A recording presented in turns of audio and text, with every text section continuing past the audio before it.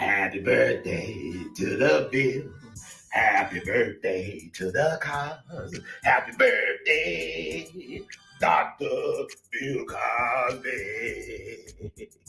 Happy birthday to you. Well, hello there. Happy birthday to the one and only Dr. Bill Cosby. Dr. Cosby, Black America owes you apology. You were right. They're not like us. They're not like us. They're not like us. You know, you apology, Dr. Cosby. You try to help black folk, and we kind of turn our back on you. But God has the final say. But you have many, many more days of celebrating your life anniversary. Because, like you told me, when my great uncle passed, if we don't tell their stories, the ancestors get no glory. Love you, man, baby.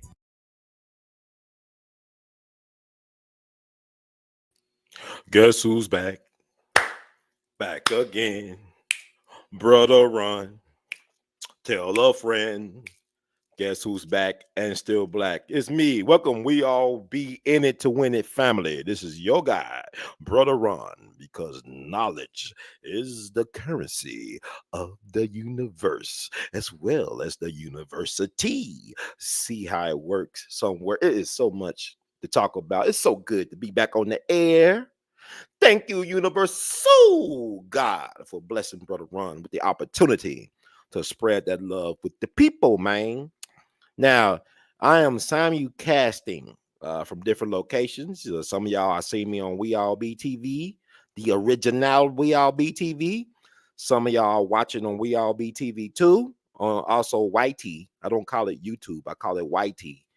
They're acting very mighty whitey these days as it relates to Brother Ron.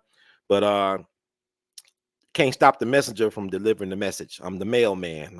I rain, sleet, snow, or demonetization, Brother Ron shall deliver. So also rumble.com/we all BTV. Your best bet is because I'm a privatize or make it private on We All BTV because I want to push the traffic to the other options of rumble.com/we all BTV.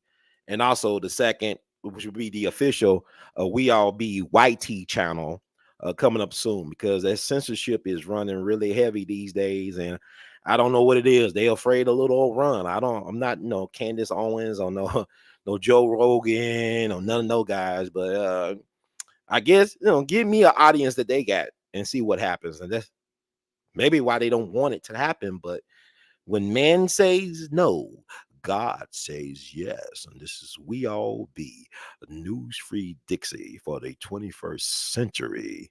So we're going to be talking about Dr. Bill Cosby today, Black America, or rather tonight. We owes Bill Cosby an apology, man. We owe that man an apology.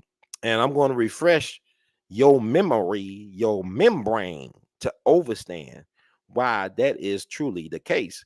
But before we get on the case, I want to do a We All Be throwback. I'm going to shout out my sister, Kara Dangerous, because she's living la vida loca.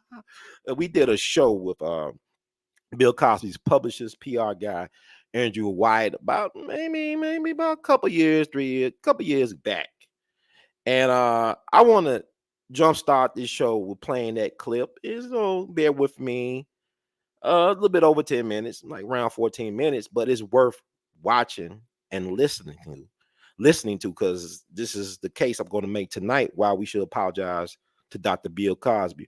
Dr. Bill, we owe you an apology. So we're going to get to it. So we all be in it. Remember, this is We All Be the No Group Think Zone. Think for yourself. One love, baby. So we're going to play that clip right away. And we'll get back into the show. I want to make sure I started the show on time. Because I know people have been waiting. So anxious. Okay, here we go. So what's the scenario? All right. One love, baby. It's popping.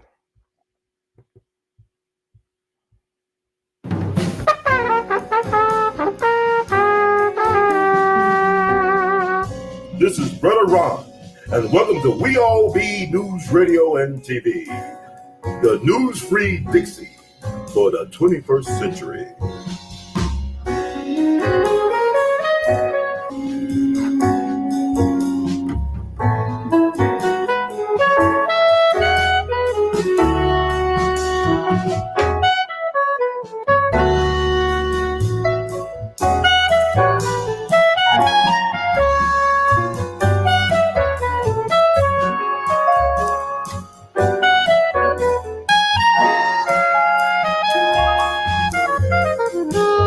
But my thing is this, though. Here's my thing, bro. I don't know, bro, Andrew, when you got on to Bill Cosby be his publicist, but I know as early as 2014, I was advocating for Dr. Bill Cosby's innocent, along with Baba Dick Gregory. He'll come on my show and talk about what was going on with his dear friend, featuring stories.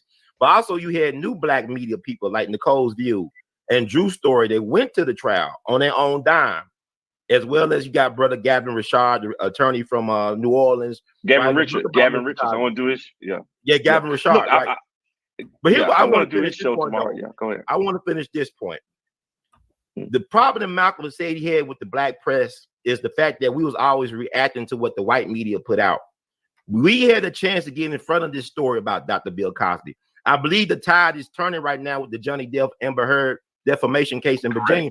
But we had a chance to protect him at the beginning, to get in front of this and control the narrative. And we missed that chance because I know I've been doing work, putting out Dr. Cosby, talking to people like Judge Joe Brown before anybody else to put that message about Dr. Cosby, how he felt about the case. And you had a lot of supporters in the grassroots, not in the so-called old traditional media, but in the grassroots like Kara Dangerous and I, who would have been more than willing to put it all on the line for Dr. Cosby. We didn't gain anything out of this. We lost friends and family on social media, got disinvited from cookouts, standing for Dr. Cosby. Yeah, we were on the right side of history, though.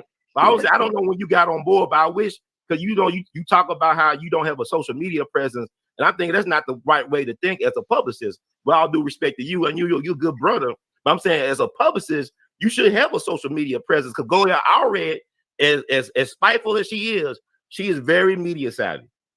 She's very well. Look, I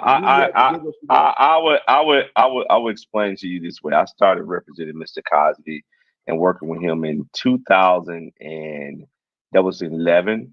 I started working with Dick Gregory. Matter of fact, I have in my house Dick Gregory's Lifetime Achievement Award. He told me to hold for him that I got for him while representing the SCLC for 10 years. That's right. And so shut up, huh? I have his Lifetime Achievement Award in my house. No, that's how he would talk to folks. He used to curse me out, but that's yeah. He would call me. He would call me every morning and cuss me out for no reason. That's right. And he got on the phone with Mr. Cosby, and I have a picture. But he got on the phone with Mr. Cosby, and he said, Bill, this is the baddest nigga on the planet. You better keep him around. And he said, how old were you, Andrew, when you started with Cosby? I said, 37. He said, how old was Cosby? I said, 73. He said, look, what year you was born? I said, 73. He said, look, nigga, the numbers don't lie. And dang, so hard. That's worse than Kevin Samuels, yeah, worse than Kevin Samuels. And Dick Gregory, man, the day he passed away, John Bellamy and his son Christian Gregory called me. Because, he gave Bill Cosby his start at the Hungry Eye in San Francisco. He gave Bill Cosby and Barbara Streisand his start because he joined the Civil Rights Movement. Right. And so Mr. Gregory called, and we got him on, and Mr. Cosby said, Dick, get out that bed, man. Okay, you got our attention. All right, man, now we want to laugh. Get out the bed, man. He said, Bill, I love you, man. I love you, Andrew. So I love y'all. And then he said, I'm going to go get me some sun, man. I'm going to get out this bed. He got out the bed. I got the picture they sent me of him when he went in. They put him in a wheelchair. He went out the sun. And, man, he crashed an hour after we talked to him. And Mr. and Mrs. Cosby came to his funeral. Yep. And it was amazing, man. Dick Gregory was an amazing guy. But when you talk about social media presence, let me tell you my purpose behind that. I worked in the news business for 12 years. I worked for ABC and Fox. Fox was my last station. Started my firm in 2007. The reason why I started my firm is because, you know, the news business taught me how to set people up like my own people. They taught me their game. You know, I was sitting in the control room when the producer and sitting next to the director and the technical director of the TV, they would go and see a shooting into a Black community, and they were like, go get the worst looking person. Shooting in the white community, they were like, no, don't go talk to nobody because my family live in that community. Or a school shooting, my kid go to that school. So I started seeing the effects of social media taking Black people away from current events of the day. And I felt that I could be more valuable to the clients I represent and the people and the work that I'm doing right now without being sidetracked on trying to keep up with my own posts and trying to be engaging, because I need to be focused and primarily focused on being engaged and just fighting this good fight. I went to a school, Miles College. It was a school where King used to have his meetings at the bottom of the LRC. It's a school where the select and bind campaign was started by Judge U.W. Clemens, who became a federal judge and appointed by Jimmy Carter. He was the SGA president, Miles. And Donald and Frank, a guy by the name of Frank Dukes, who's still a CME pastor today. Miles is a CME school. And most of my professors were civil rights leaders.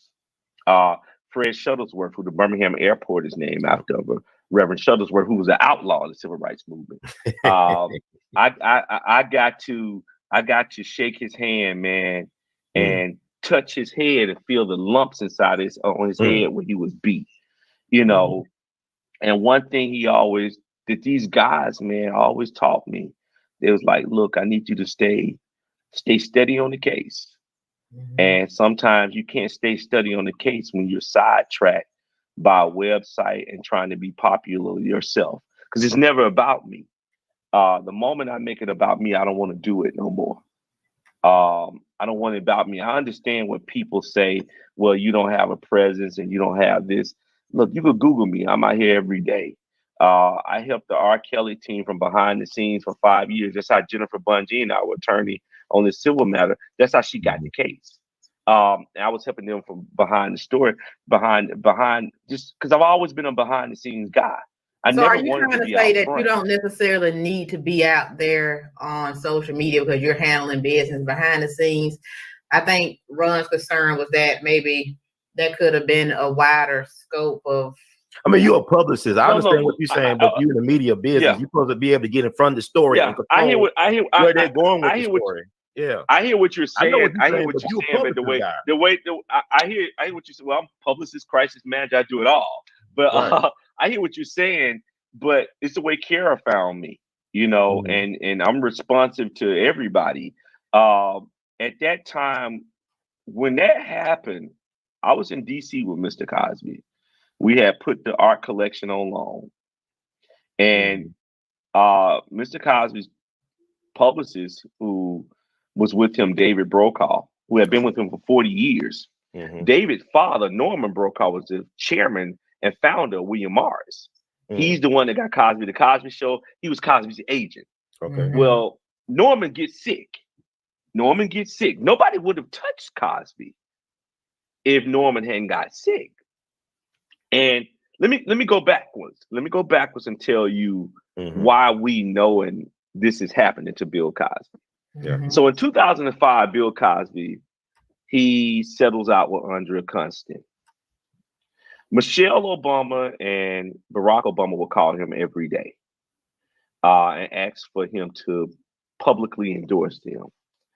Mr. Cosby told Barack, I can't do it. I can't do it because I just settled with this woman. I don't want to bring any heat to you. Right. Barack said, look, we got a machine. You'll be okay. Cosby said, look, I want to protect you. I know what you're saying. I just think that they're gonna bring out how I settled with this white woman, and they're gonna hurt your efforts. So Michelle Obama used to call the house. people like Oprah had stayed at that Massachusetts house. Oprah and Stedman stayed there. Johnny Cochran forgot who he was in their gazebo at that Massachusetts house. Cicely Tyson and Miles Davis got married at that Massachusetts property. And so Cosby was giving him a lot of wisdom. Well, then fast forward, Cosby decides, because Norman gets sick, they knew he didn't have the protection because Norman Brokaw is the icon, controls everything, you know, and they knew Cosby didn't have the protection. Norman gets sick. Then it's 2014, summer 2014. Mr. Cosby calls me up. He said, look, man, I can't get in touch with David. David ain't taking my calls. And he said, I said, what do you mean? He's in Maine touring. He's about to do a comedy show. He said, can you look online and see, is anybody trying to talk about me and women? I looked and it was this Newsweek article done by this gawker trying to bring up Bill Cosby, R. Kelly, Roman Polanski, and Woody Allen. I said, man, he said, okay, tell me honestly, Andrew, do you think it's going to stick? I said, nah, nobody's going to buy into it. No one's going to buy into it. So we fast forward to they're going to, the only way you got to see this African-American art collection, you had to be invited to the houses. That's the only way.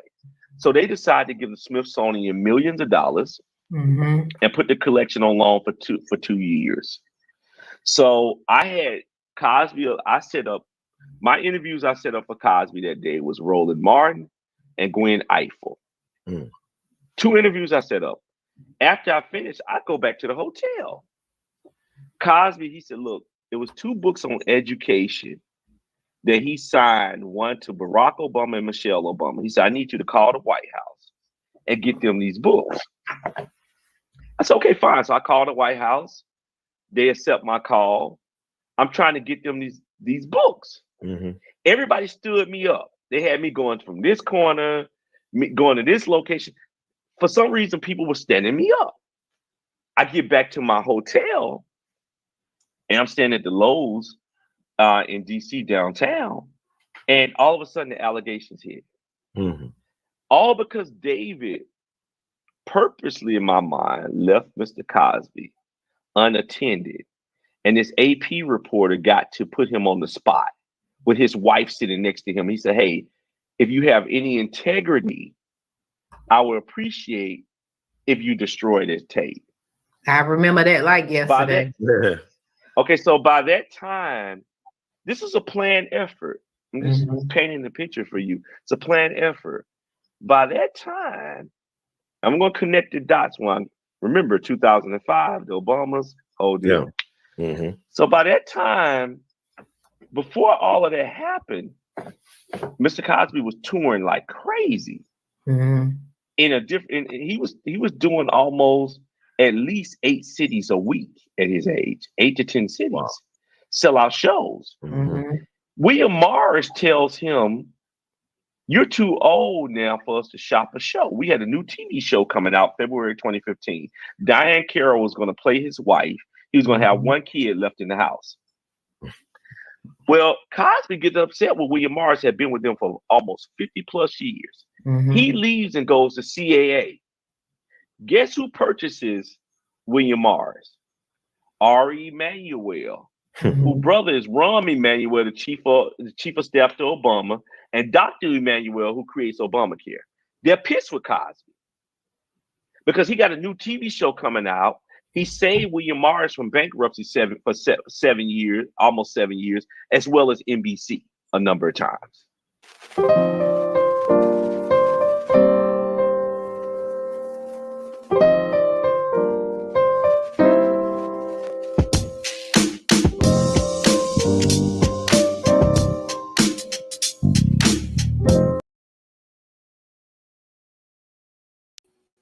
And welcome back in black. It's Brother Ron, and this is We All Be News Free Dixie for the 21st century. Let me pause for the calls. I'll be right back and back.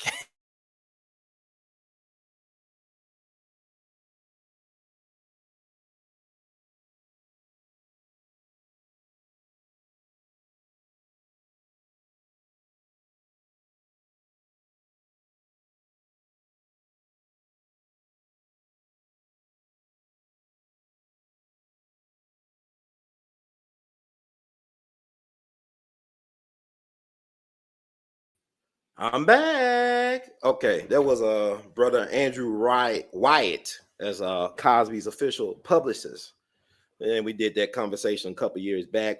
Shout out to Sistar, Kara Dangerous, and it was about 3 years ago this summer, like I want to say August the 1st, 2021, when Andrew Wyatt connected us with the one and only Dr. Bill Cosby.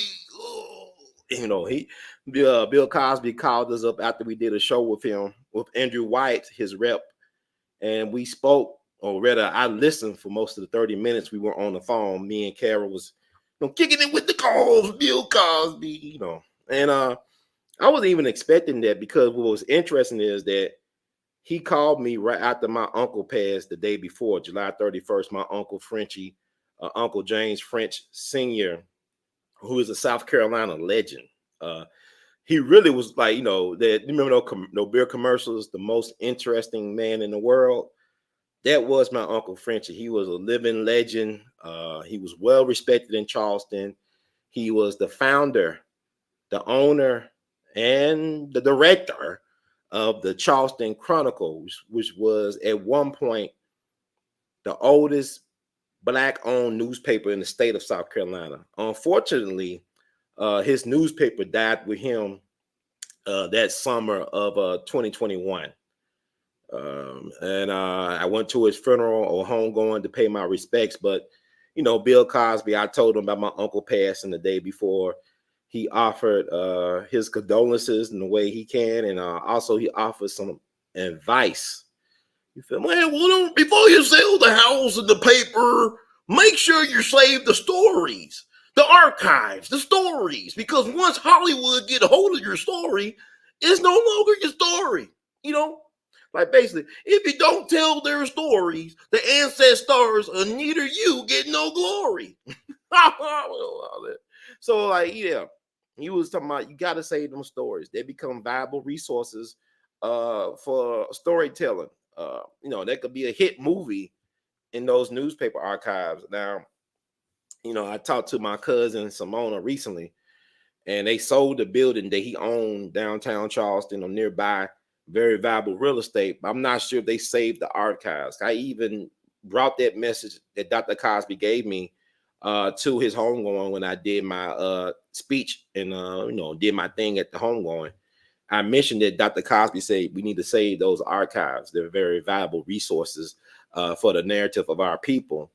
And Dr. Cosby basically was trying to do that. He knew the importance and the value of Black folks controlling their image, of reclaiming their narrative and things of that nature. And he paid a price for it. And a lot of us still don't understand the real price and sacrifice that was made when they went after Dr. Bill Cosby in the way they did. And I just want to remind people the real reason why they did that, is not what we think it is. Like the official story is normally the official lie agreed upon by the powers that think they be. So hope y'all can hear me out there. I think y'all can hear me. I don't think I'm that far away. I'm getting all carried away. But I just want to do the show. And thank y'all for coming in. And yeah, we're gonna talk about it, because I remember like when I talked to Bill Cosby, I think this is very important. When I talked to Dr. Bill Cosby, I was listening to him, and it was a surreal thing. And somehow he brought up the Poundcake speech. Like he himself brought that up, the Poundcake speech. He brought it up. And like I told him, I said, look, Dr. Cosby, I remember when I was an undergrad college student at Washington University in St. Louis, Missouri. Remember reading the St. Louis American, the local Black newspaper there. And it talked about all the police brutality cases piling up in Cincinnati, Ohio. Cincinnati, with Queen City, right? Beautiful city, architecture, rolling hills, amazing history, whatever. But it talked about how many Black people were being unalive and brutalized by the police department there. And it was a very serious situation, because y'all talking about Project 2025.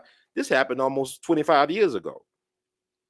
put in perspective. So y'all afraid of stuff that we already going through and been going through. So I don't know what the big deal is. I'm being honest with you. And I'm gonna do a Project 2025 show, but y'all gotta support this platform. Cause I said they doing all the stops to try to stop me from getting my message out. And people say, you've been on a hiatus. No, I ain't been on a hiatus like that. I've been trying to build up other platforms to get this message out while we still can. Because Bobby Dick Gregory was a prophet. Y'all said, hey, you said it was going to be no election. Well, considering what happened today, it may not be one. Dick was just 8 years too early. So I'm going to just leave it on that. We'll talk about the Bobby Dick Gregory legacy as it relates to our 2024 world as well. But getting back to the fact that Black people being killed and brutalized by the Cincinnati police at a horrific rate. And y'all talk about George Floyd, y'all talk about Trayvon Martin, Mike Brown, but this is like years before. And Bill Cosby was the first A-list celebrity to actually boycott Cincinnati due to the mistreatment of Black people by law enforcement. He actually boycotted Cincinnati. He lost money. They lost money, but he did it for the right reasons. This is more than just taking a kneel during a football game. This is about, he put his money where his mouth is. He said, look, I got, I'm an A-list celebrity. I got resources. I'm well respected, but I want to use my spotlight, my celebrity, to shed the light on what the hell my people are catching, the type of hell my people are catching in a place like Cincinnati. Cincinnati is an interesting place because people always talking about the Deep South. That's Ohio, probably like the free land, freedom land, whatever. And Cincinnati, I remember as a kid, the Cincinnati Reds baseball team. They was owned by this elderly white woman named Marge Schott.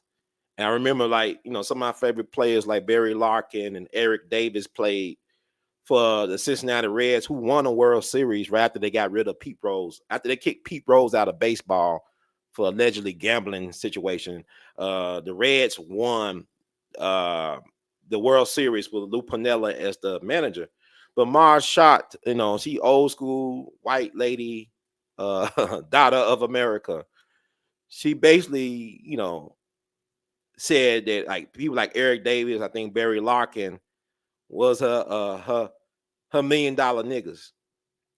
Like I say niggas like Negus, like Ethiopian king, because I think that's very interesting that they call us nigga, but we're really royalty. They saying, what's up, king? What's up, queen?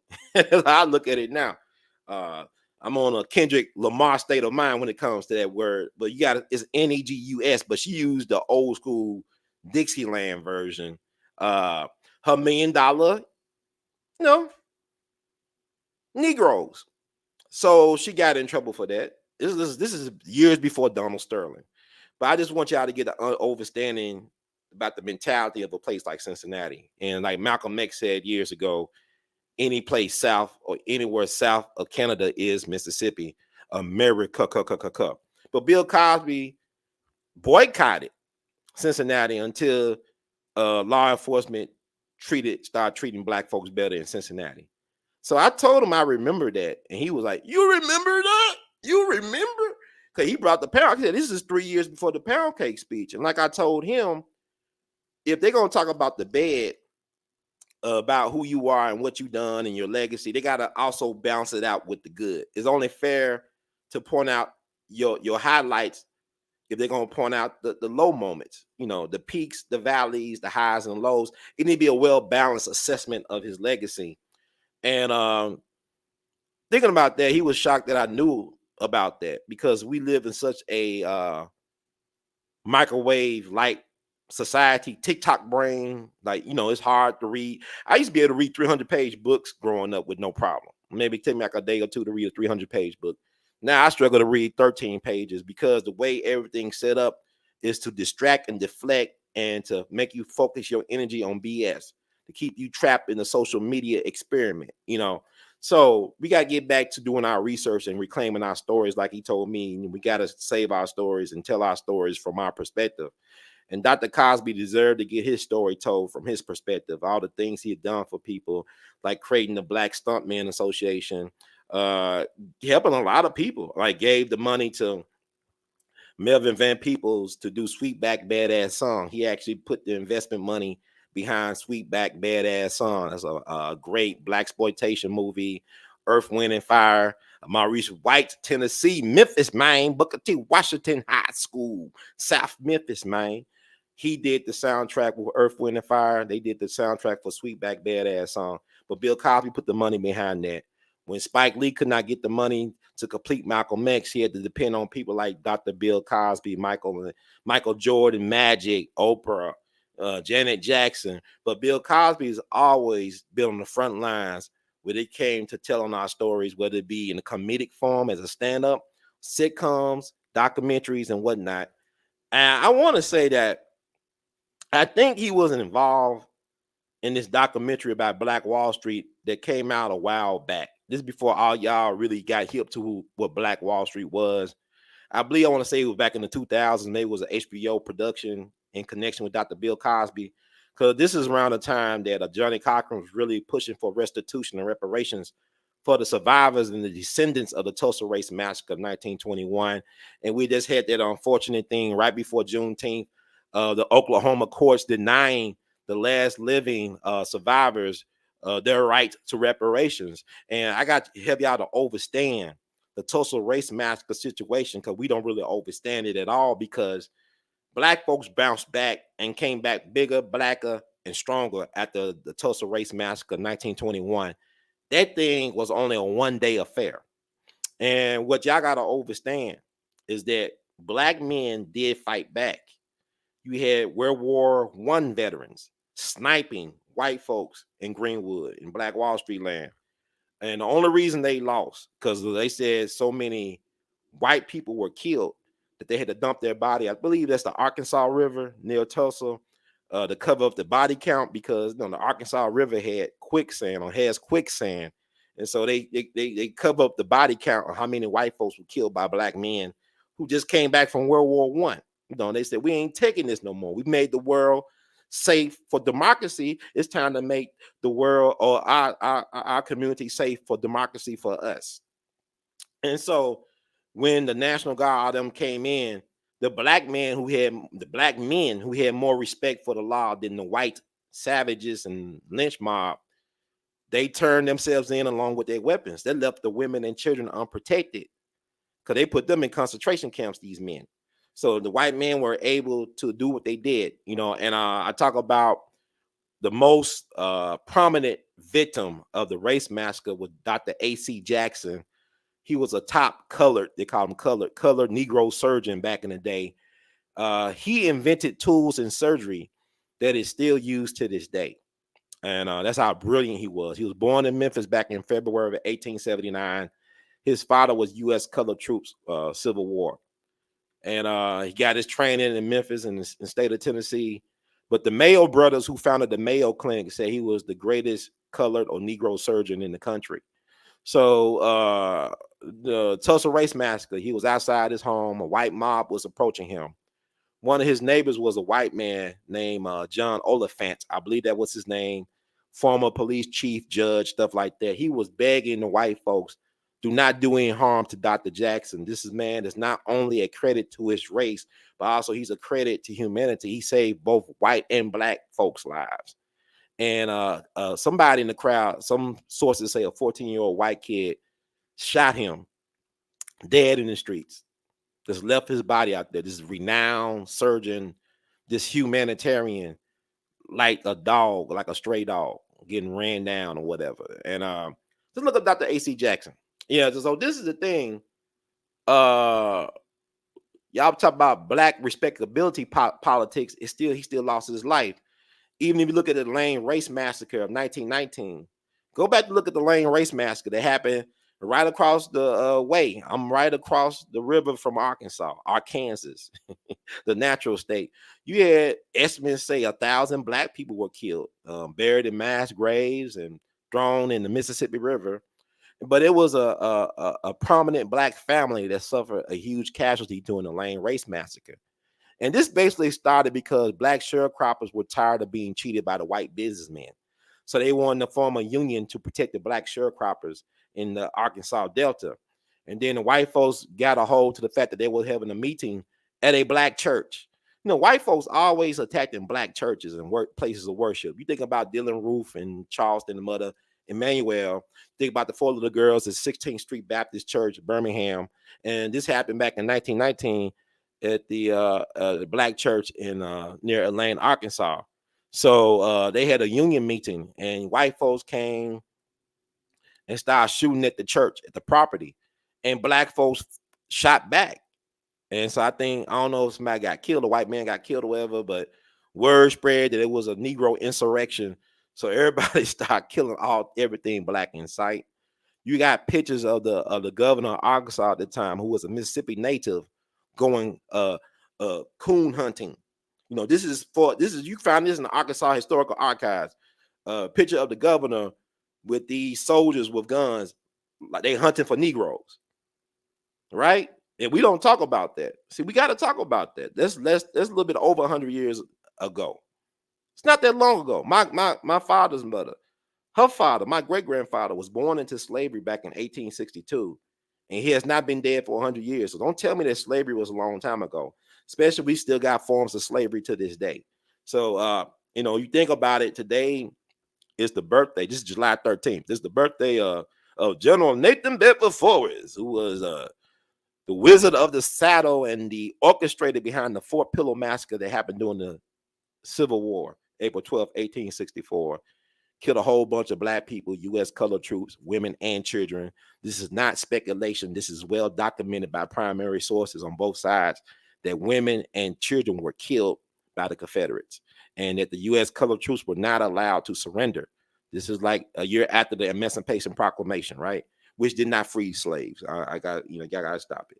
But Lincoln did. The Civil War was about slavery. Y'all gotta, people gotta stop saying it wasn't about slavery. Slavery was the economic power behind America's growth. So you can't be about the civil. You can't have the American Civil War about the issue of slavery. You call it states' rights, the right for states to own slaves, right? Still slavery. But first Grand Wizard of the Klan, Nathan Bedford Forrest, right? All that stuff. And he was the father of private prisons. I'm gonna tell you why. After the Civil War, even though he couldn't keep and trade slaves, he got black convicts to work the land known as President's Island. That's a island between Memphis and Arkansas and the Mississippi River. He got convict labor to work the land, to farm the land for him. Think about Angola State Prison down in Louisiana. They got, the prisoners growing crops and the cattle and all that stuff. And that's in America. America got, they said, like a quarter of the world's prison population. And yet we're just 5% of the world's population. So we drugged out and locked up and out of our minds. So, 2024 is the year of the crash out, right? So nothing is never past. The past is never past. Because even though they took down the statue in Memphis of Nathan Bedford Forrest, where his remains were buried with his wife since 1904, because the original was buried in Elmwood Cemetery, our oldest city cemetery. But across the river, there's a city that he founded himself called Forest City, Arkansas, that has a federal penitentiary there, that where rapper T.I. did his time for them gun charges. He was sent to Arkansas, to Forest City, a city founded by the first Grand Wizard of the Klan, war criminal, a savage, slave trader on the level of Michael Jordan, LeBron James. That's how great he was at slavery or slave trading. Self-made millionaire off the sweat and blood of black folk. Nathan Bedford Forrest still got a city that he founded, still standing with a majority population, from what I read not too long ago, is black. And this is the hometown of Al Green. Hey, love and happiness. Al Green was born, but that's not reparations for black folks. They're because Forest City is the birthplace of Al Green. But also Nathan Bedford Forrest, he liked to dip his pretzel into chocolate. He liked chocolate. Matter of fact, he got one of his slaves pregnant, and she ran away to Louisiana to help his daughter. and his one of his grandsons, I think great grandson, something like that, is Douglas Turner Ward, who is the founder of the Negro Ensemble Company. This is a black acting company that trains some of the greatest black actors the last 50, 60 years. Any black actor, Morgan Freeman, Denzel, Felicia Rashad, Samuel Jackson, any black actor or actress you could think of prominent, Mae Cicely Tyson, they came through the Negro Ensemble Company. So the founder of that, his great grandfather, whatever, 3 greats, 2 great, was the first Grand Wizard of the Klan. So that's poetic justice to me. I remember a friend of mine, Elaine Turner. She runs the Slave Haven and WC Handy House in Memphis. She also do Black History tours. She said she actually had Douglas Turner Ward on one of the Black History tours, and he confided in her that Nathan Bedford Forrest was his kinfolk, and he felt embarrassed by it. It's kind of like if you was a Jewish person and telling people, "Oh yeah, my great grandfather was Adolf Hitler," that type of stuff, right? But it is what it is. And he does look like his grandfather, his great whatever grandfather. He got a resemblance to him, which is interesting. But anyway, getting back to the lesson at hand, what was the real reason why Dr. Cosby was convicted and sent to prison? First of all, he should have never went to prison because the DA basically told him that they did an investigation. A police investigated the lady's claim or whatever it is. It's claim that Cosby did something to her. They investigated, couldn't find nothing. But the DA at the time recommended, from my understanding, that she file a civil suit against Bill Cosby. One way or the other, he will be punished because this is white supremacy, right? White inferiority, I call it. But so she filed the civil suit.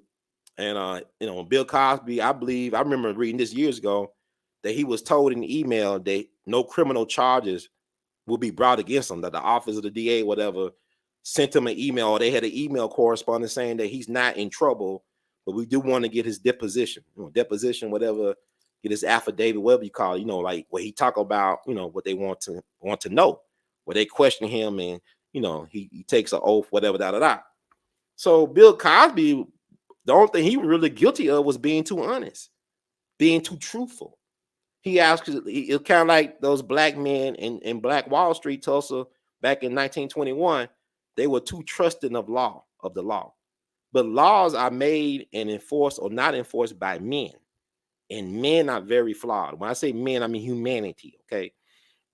Y'all want you feminists all twisted up with that. But anyway, so he talked about, disco biscuits and all that stuff, the Quaaludes and stuff. He got a doctor prescription. And if you look at that, a mockumentary that won all those awards a couple years back, the women, he took advantage of me. But then they always say, well, no, we was into party drugs. Like he offered us Quaaludes. He didn't hide the Quaaludes in a drink. You can't hide a Quaalude like that. It was a party drug. Like he offered them Quaaludes. They was on the party scene, whether it be Hugh Hefner's or any club, whatever. These people was wilding out. This is free love. This is like, sexual revolution time. So you can't look at that time through Me Too eyes, because everybody was get on, get off. Everybody was doing their thing, and Cosby had the disco biscuits. You want some disco biscuits with pudding? He had and he didn't lie about it. He said it was doctor prescription. And the women in the mockumentary said, yeah, because I think it's weird. How's he violating you and you keep on coming back? He promised me a music career. He promised me an acting career. Oh, he hurt me and I keep on. I'm not making light of the situation, but people, stop demonizing people. Women are attracted to powerful men. Like Henry Kissinger, Dr. Henry Kissinger, Dr. Frankenstein, whatever you want to call him. He said that power is an aphrodisiac. Power is an aphrodisiac. It's the best cologne going, power, the smell of power. So women are attracted to that, men are attracted to that, and Bill Cosby took advantage of it like any man would in that position, which is unfortunate, because, people had their, stars hitched to his star, or they were trying to ride his star to their success. But, it didn't work out that way. But the women in the mockumentary, some of them said, yeah, I used to do the party drugs and all that. I was wilding out. And some of them had relationships with Bill Cosby for an extended period of time, for even years. So how was this man abusing you? You could always leave. Even with the Diddy thing, I ain't gonna get into all that. with the Diddy thing. But why is he a monster when people allowed it to happen for years and years and years? It's like, how do you believe Michael Jackson touched them kids if you got organizations like Make-A-Wish Foundation and other organizations keep on sending him kids and family to Neverland Ranch? Like the FBI, they tore up Neverland Ranch looking for evidence of Mike Jackson's, doing harm to children, and they couldn't find it. I think the DA down there was Tom Sneddon. I think that's his name. He passed on, but he was like obsessed with Michael Jackson, like Captain Ahab was obsessed by Moby Dick, And to me, for the FBI to say they didn't find anything, I don't know how to feel about that, because I know the history of the FBI. Like, y'all talk about Project 2025, it's going to destroy the Department of Education, being the Department of Miseducation or Misdirection. Because how can you justify the existence of the Department of Education when you got children graduating from high school that can't read or write, functional illiterates?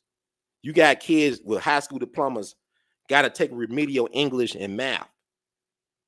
So we've been failing the kids. So maybe it's best to get rid of it and start over. We don't want to start over on anything. Our fear is we got to do things from the ground up. We don't want to do that. But yet you're never going to get better unless we deconstruct some of this stuff and resurrect or whatever. A timeout for the same old. You know what I'm saying? So Project 2025, from my understanding, talks about getting rid of the FBI, Homeland Security. I don't see the problem. The FBI is a problem. The FBI, the gun that killed Dr. King, can be traced back to the FBI. This is not no conspiracy. The conspiracy is the reality that many of y'all refuse to accept. So the gun can be traced back to the FBI, the gun that killed Dr. King, the actual gun, not the one that got on display at the National Civil Rights Museum. I don't think this one. Also, I just came back from Chicago. I went to Maywood to visit the childhood home of Chairman Fred Hampton Sr., who is the head of the Black Panther Party of Illinois, one of my heroes. I visited and paid respect to his childhood home. Shout out to Chairman Fred Hampton Jr. I got to come back up there and connect with that brother. But it was proven in their court of law, that the FBI, that the government, police, Chicago Police, State Attorney's Office, Edward Hannaran, whatever how you say his name, they were involved in assassinating a Black man while he was sleeping next to his pregnant fiance. Just at the age of 21, they assassinated Fred Hampton. FBI was involved. His chief bodyguard, William O'Neill, was an FBI informant and agent provocateur. Now, I make a difference between, I feel like there's a difference between being an informant versus being a provocateur. Informant gathers, collects information, and then give it to their handlers, right? Provocateurs create situations that can cause for interesting conclusions.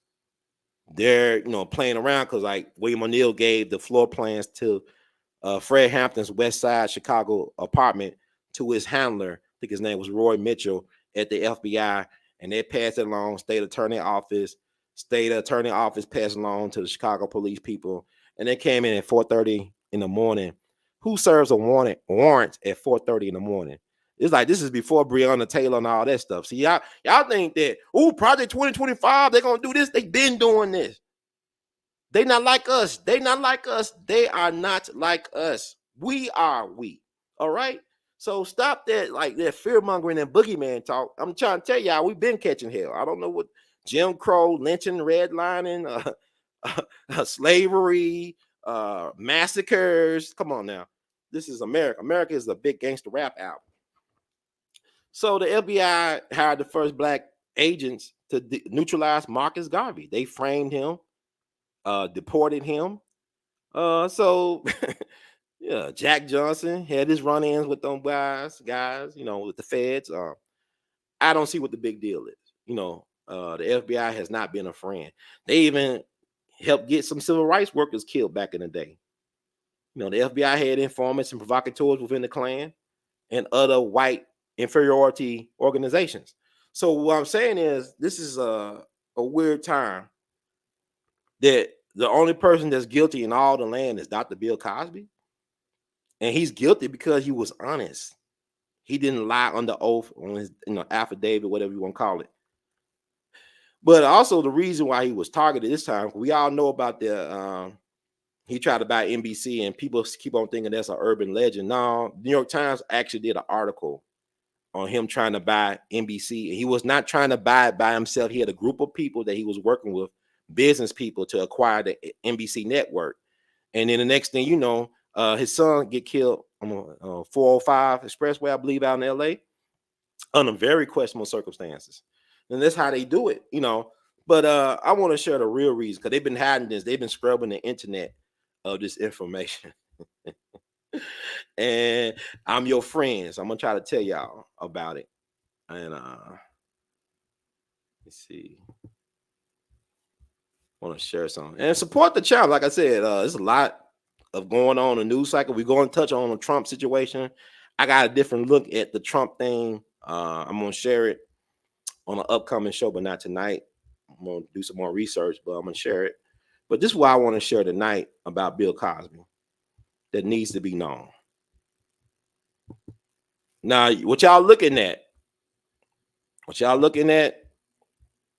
is an article, an op-ed piece that Dr. Camille Cosby wrote back in 2014. And it deals with them being in support of environmentalists and activists stopping Kinder Morgan, this energy giant on the East Coast, from building a natural gas pipeline through their land. The Cosbys own a lot of land.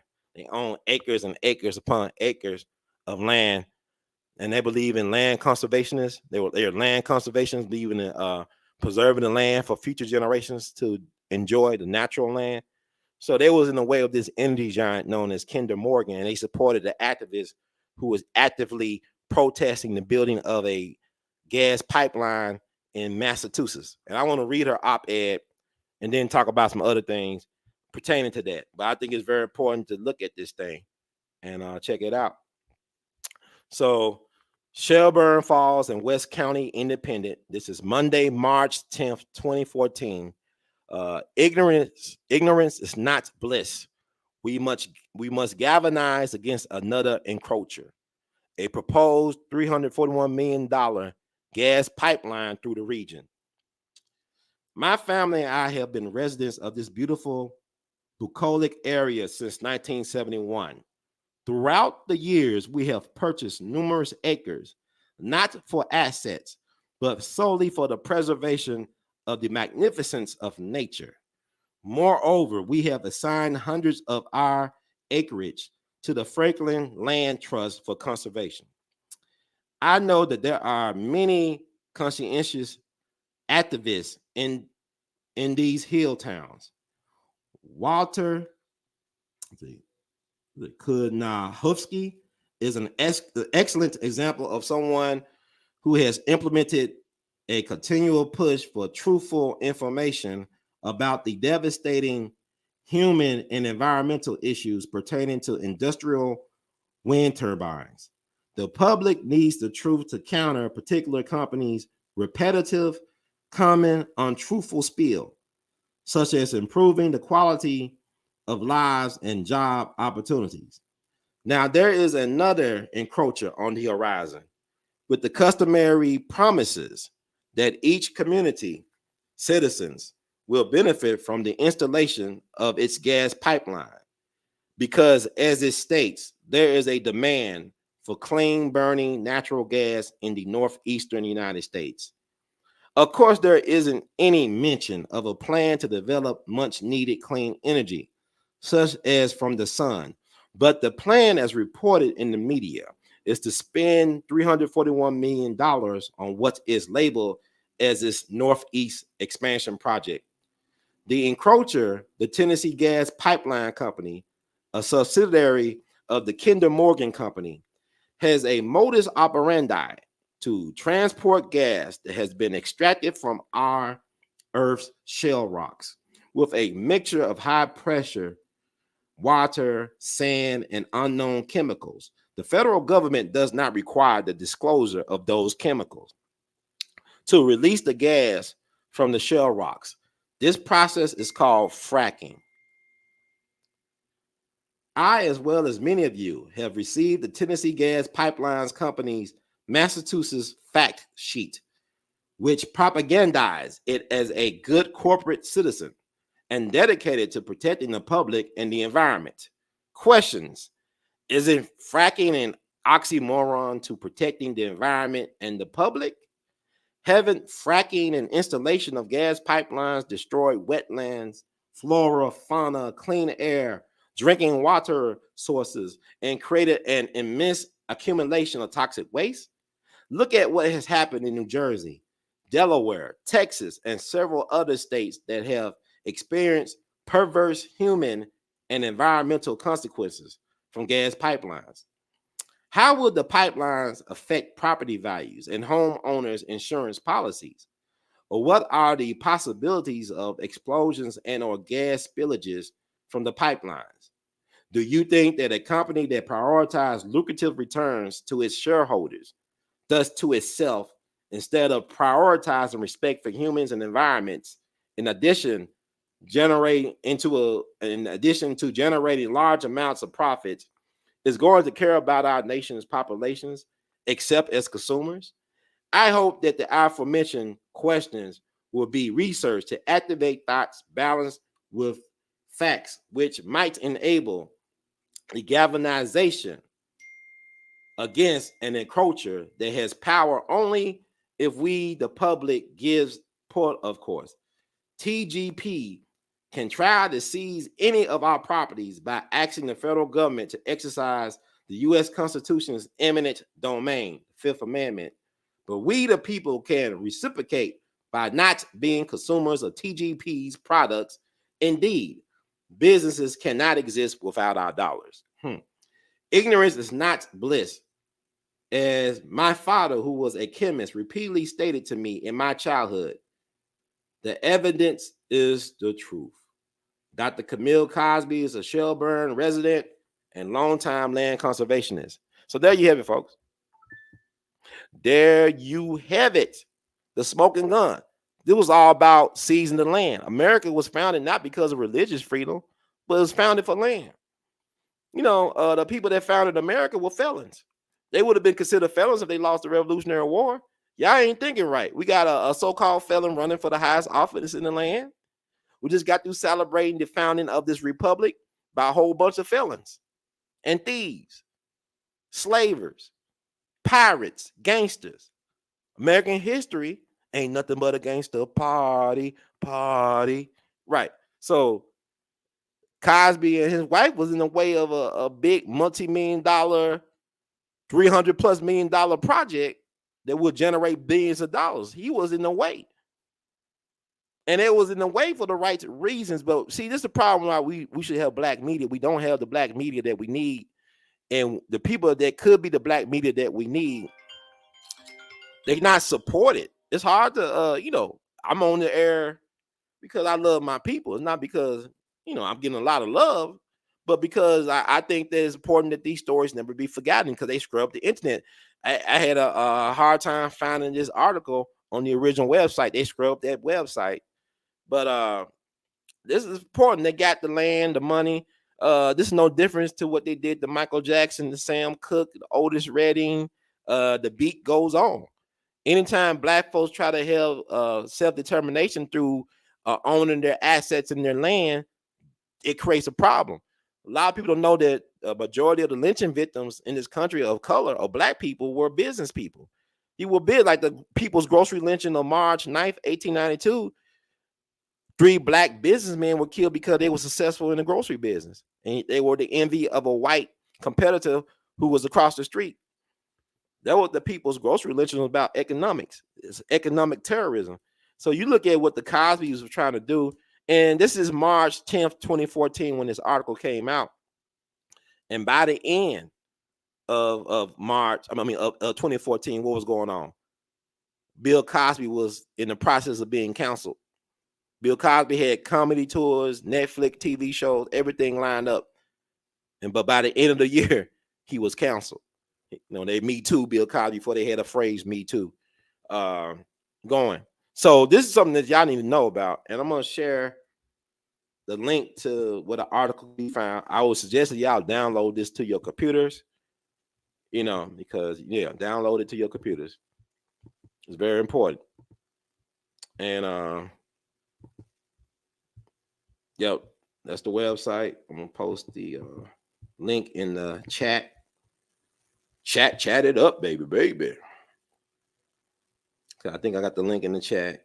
Let's see, I'll highlight the link.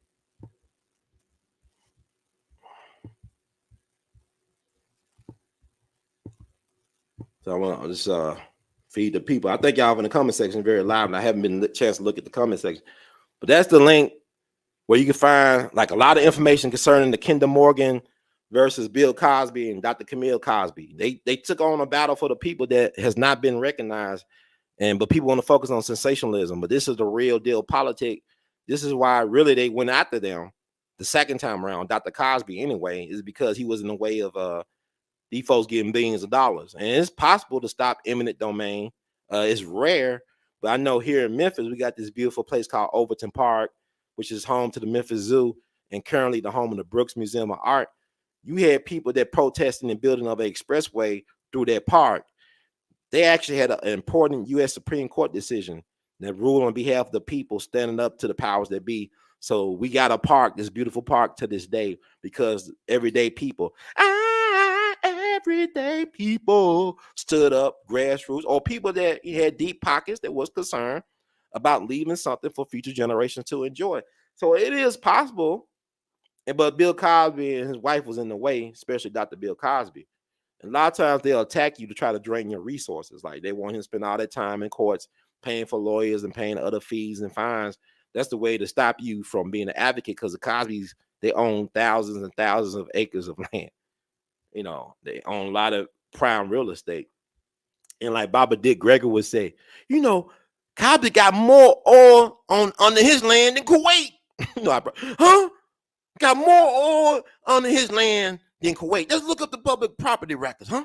So y'all don't want to research. Y'all want people to tell y'all what to think, and that's why we in this thing right now, this 2024 experiment.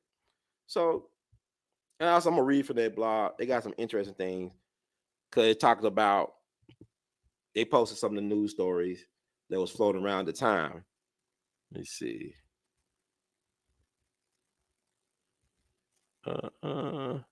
He said it was Bill Cosby taken out by Kinder Morgan, April 4th, 2016.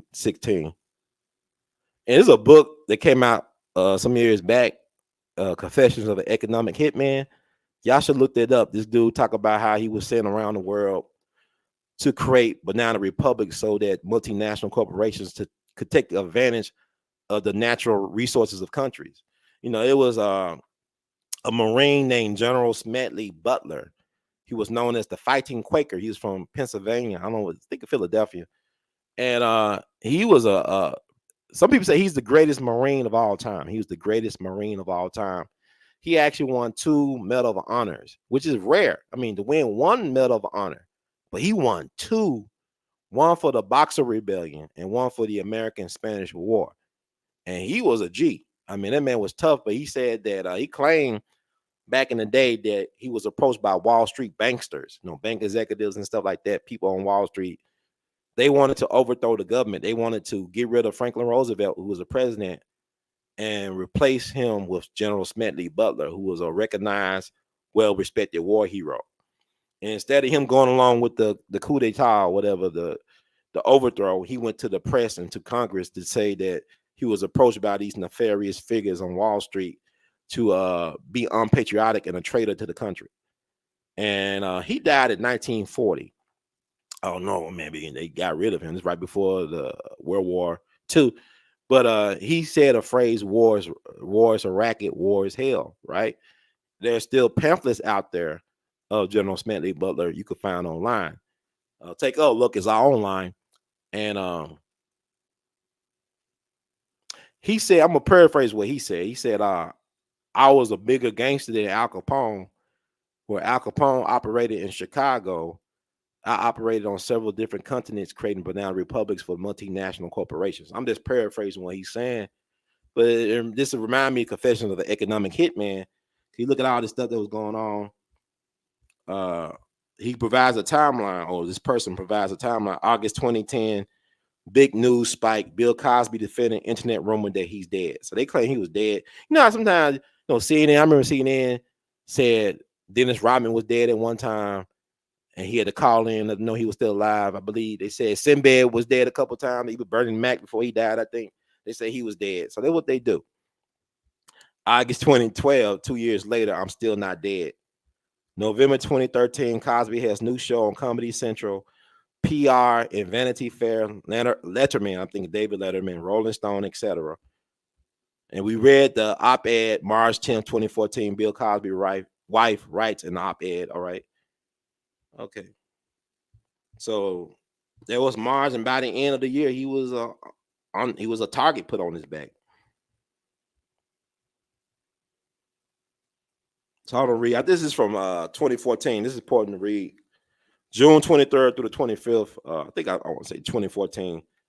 Master Public Relations hitman Rick Berman, aka Dr. Evil, is secretly recorded at the Western Energy Conference in Colorado Springs, bragging about being able to take out celebrities without anyone being able to trace it back to Berman on his clients. This is reported late October by the New York Times and also prwatch.org. They say they got the links below.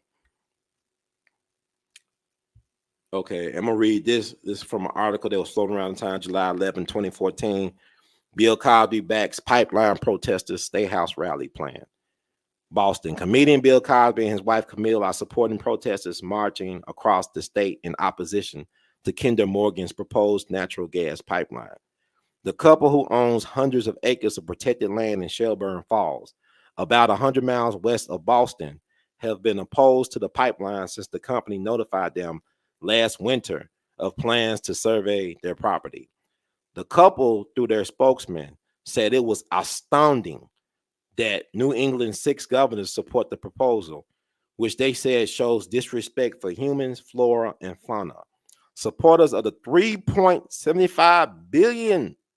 So, we owe $341 million, I guess, to install the pipeline. But here it says $3.75 billion Northeast Pipeline Extension Project, say it will provide more clean burning domestic natural gas to the Northeast market.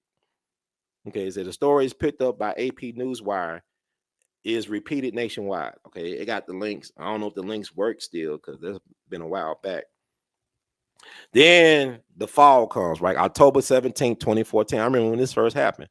Scandal begins. Hannibal Buress calls Cosby a rapist or grapist. I mean, they're going to censor me at a performance. Video is posted at Philly.com. So who was Hannibal Buress? Nobody never heard of this cat. It ain't like it was Dave Chappelle or Eddie Murphy or Chris Rock that said this. Hannibal Buress. The next thing you know, he was appearing in movies and TV shows and stuff. But have you heard from Hannibal Buress in a while? No. Sound like an industry plant to me. Y'all talking about the music business about industry plants. I believe the comedy business about industry plants because everybody's stealing from everybody, it seems. No Cat Williams. You got to tell them no, I love Cat Williams, but anyway. Okay. It said October 30th, 2014, New York Times and prwatch.org published the Rick Berman tapes. PR master Rick Berman, a.k.a. Dr. Evil, is secretly recorded at a conference in June, bragging about how he can take down celebrities for secret clients and no one can trace it back to him. This is at an energy conference. Keyword. He was talking to, so I'm sure Kinder Morgan and the Tennessee folks might have been some of his secret clients. So this is stuff. This is why we need a black media, not in the spirit of the New York Times, but in the spirit of the African Freedom Journal, in the spirit of T. Thomas Fortune, in the spirit of William Monroe Trotter, in the spirit of Ida B. Wells Barnett, in the spirit of Frederick Douglass. We need a black juggernaut media now. And I wish that Dr. Bill Cosby had the foresight to create one instead. I mean, if you couldn't buy them, just, create your own. God bless a child that got his own. Dr. Cosby was into technology. I mean, when I used to podcast on Blog Talk Radio, and they had a thing called Syncast, I believe CINCH cast. And Dr. Cosby actually was working with the Syncast to spin off to Blog Talk Radio to do podcasting. And I wish that he really had a black media with some teeth to bite and fight back on his behalf. And that's what I was worried about with the publicist, Andrew Wyatt, is like, man, y'all didn't have no real social media presence when all this was going on. You have people like Nicole Views, you know, a lot of people, or some people that are very supportive. They had their independent grassroots platform that's been under attack by social media sites like YT, YT been attacking Blackie, YT. Y'all know what I'm talking about. I'm broadcasting right now.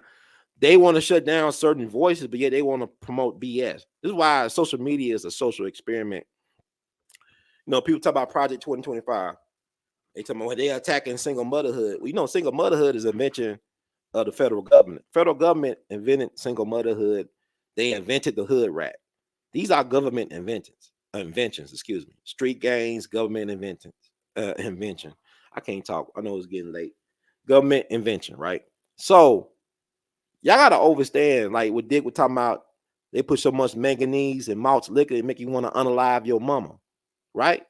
The stuff they put in our food, right? All this stuff they put in our food. And this brings me to this story that's made national headlines from my hometown of Memphis, Tennessee. Y'all be writing me. Memphis, Tennessee, right? It's about some chicken. Now, is there any type of chicken out there that's so good that make you want to do harm to somebody? And then we're gonna talk about, you know, and it's like it talked about with Dr. Bill Cosby. I'm wrapping up the Cosby thing. I'm gonna end it with the chicken thing, right? That Poundcake speech is known as the Poundcake speech. If you don't know what I'm talking about, look it up. All right, take a look. I'm sure they got the Poundcake speech. He did this speech at the 50th anniversary of the Brown v. Board decision, NAACP dinner award, whatever it was. And, you know, Bill Cosby was talking among his people, you know, Reverend Jesse Jackson. And I'm going to do a show about Jesse Jackson. We owe him an apology as well, too. Black America owes Reverend Jesse an apology. And we'll do a show, but y'all got to support this platform because they don't want these folks. My green card is running out on social media. They don't want me around this much. And I'm just trying to maintain. I get my 10,000 steps a day, 10,000, 15,000 steps a day. Drink my water. Try to do better handling my stress, but there's so much to talk about. They want to shut people down. But the thing about it is they do all type of stuff to our food. You know that black biologist came out ain't been that long ago. Everything go by fast. Maybe with less than 10 years ago, the black biologist out at UC Berkeley, he talked about the atrazine, how it was making frogs, rainbow oriented, you know, and they put a lot of this stuff in our food, non-food products in our food. And it's crazy, man. And then now they're making fake meat, you know, 3D printing food. Twinkies never get old. McDonald's fries never get old, right? They never mildew or nothing like that. So it's fascinating, right? So let's get to this chicken. What are they doing to the chicken? You remember, like when that Popeye's chicken sandwich came out a couple years back, people was losing their mind. I was losing my mind on Popeye's chicken. You know what I'm saying? Like that chicken sandwich, but people actually got into fights at Popeye's. People got unalive trying to get to their chicken bag, their chicken sandwich bag. And you know, and it's funny because I haven't had a Popeye's chicken sandwich in about a couple years. But when it first came out, it was like it was like crack. You know, everybody wanted that chicken sandwich. And they changed the chicken sandwich game. One thing it did, it elevated everybody else's chicken sandwich game. You know, that's a good thing. That was a good outcome of that. And I remember, like, you know, when Little Caesars had that $5 pizza, when they was the first to come out with the $5 pizza concept, you know, you be tired, you know, you miss, like, man, let me get a $5 pizza. Give me a pepperoni, $5 piece from Little Caesars. And that changed the game for a lot of pizza places to get more competitive with their prices. But you had people getting unalive over chicken sandwiches. And something happened in Memphis, and I want to play it. And this is how we're going to end the show because, you know, Bill Cosby in the Poundcake speech talk about, you kill somebody over Poundcake. It was okay to shoot somebody in the back over Poundcake. You know, I don't believe I can't speak for him, but I mean, he's a comedian, he's a storyteller. You know, he exaggerates like anybody that tells stories, and comedian. And people just took it, you know, and felt away about Dr. Cosby. They had held that against him for almost 20 years, a lot of our people. And we got to stop holding that against Dr. Cosby. and let it be. Even he brought it up when I had a chance to talk to him, and I said, look, man, I remember when you boycotted Cincinnati because of police brutality, police terrorism against black people. He said, you remember that? I said, yeah, man, because you one of my, the Cosby Show was amazing. And the thing about it is, what people don't understand, Dr. Cosby was a threat because he wanted to tell positive stories and portray positive images of black people. I remember watching A Different World after the Cosby Show used to come on. That made me want to go to college, Hillman College and all that. That made me, a lot of black people wanted to go to college after watching A Different World. Now you got P Valley, no disrespect, but I'm saying we went from A Different World to P Valley in a generation. So is that progress? I'm not knocking. This is like, my thing is, bring up Katori Hall. I think her name Katori Hall, creator of P Valley. You look, Lena Waithe. I actually acknowledge Lena Waithe. She did some good, whatever. I have problems with that movie Queen and Slim. But she actually helped create the Dick Gregory, or produced the Dick Gregory documentary that came out on Showtime, which was decent, but they don't tell her. See, I want to make a Dick Gregory documentary that talks about another side of Dick. And, if y'all want to see it, y'all got to support Brother Ron in making that happen. But think about 50 Cent, right? In his Power universe, right? Think about the cat that made Empire, Tyler Perry, Shonda Rhimes, people like that. They were given the bag by the powers that be to put out certain narratives and vibrational frequencies. I'll say low vibrational for the most part, sensationalize, exploit black people pain for entertainment and profit for their white masters. Imagine if Bill Cosby had a studio like Tyler Perry. Imagine if Bill Cosby had a contract with a television organization like Stars, like how 50 got that contract for BMF in the Power universe. Imagine he had to deal with Netflix, which he did have before they took him out 10 years ago. They tried to take him out of circulation one way or the other. Imagine, and then you tell me, was that not a loss? How we are hurting because we don't have that positive stuff out there. I remember when they so disrespectful to black people. I remember when there was a rivalry between the Cosby Show and the Simpsons. They reduced this man's show to being a rival to the Simpsons. The Simpsons is still on. I can't tell you when the last time I watched the Simpsons, but that's a side op because they predicted a lot of people's deaths on the Simpsons and stuff. People talk about Trump and all that, but I'm not gonna get into all that. But a lot of these people that produce these shows, they got government intelligence connections. Look up Operation Mockingbird. Look up the movie Wag the Dog that talks about, that came out during the Clinton administration when it was going through the Lewinsky scandal. It's this movie called Wag the Dog. It's like, if you could find it, save it, buy it, whatever. It's a story about a president was caught in a sex scandal. And his handlers say that the best way to get him out the sex scandal was to create a fake war. Basically a false flag. Create a fake war. So they hired the best Hollywood producer to do that, which was played by Dustin Hoffman brilliantly. The handler at the White House was Robert De Niro. He played his role like De Niro normally plays his role. I mean, I don't care for his politics, but he's a hell of an actor. But he's probably acting on the politics too, because he's a wealthy man. But anyway, watch that movie. Because, people talking what happened today's stage. I mean, the world's a stage. I tell people the world's a meme and a gift that keeps on giving. A gift, GIF, that keeps on giving. So I'm going to talk about that later, but I want to focus on the Cosby thing. Is that it's really sad what we could have had. What we could have had, right? I remember Henry Hampton, the legendary Henry Hampton. That name might not be familiar to you all, but he was the founder of Black Side Productions. I think it's Black Side Productions. He was the visionary behind the award-winning civil rights documentary series Eyes on the Prize. He also did this one of the best documentary of Malcolm X, Make It Plain, that came out in the early 90s. He interviewed a lot of Malcolm X intimates and enemies and family, all that stuff. It was very fascinating. And it's worth a watch. I'm sure it's on YouTube. But at one point, he owned the world's largest black-owned production company. And he was doing all these amazing educational documentaries and stuff like that. Unfortunately, he passed away back in 98. But here's the thing about Henry Hampton Jr. His father was Henry Hampton Sr. He was the chief surgeon and director of Homer G. Phillips Hospital, which was also known as City Hospital Number 2 in St. Louis. Named after Homer G. Phillips, this black Republican lawyer who fought the city for $1 million to build a adequate black hospital in St. Louis, Missouri, back in the day, because they were trifling because it was separate but unequal. And he said, no, build a hospital that's fit for my people. And they end up assassinating Homer G. Phillips on his way to work back in the 30s. Nobody was never, ever held responsible for his assassination. But they named the hospital after him.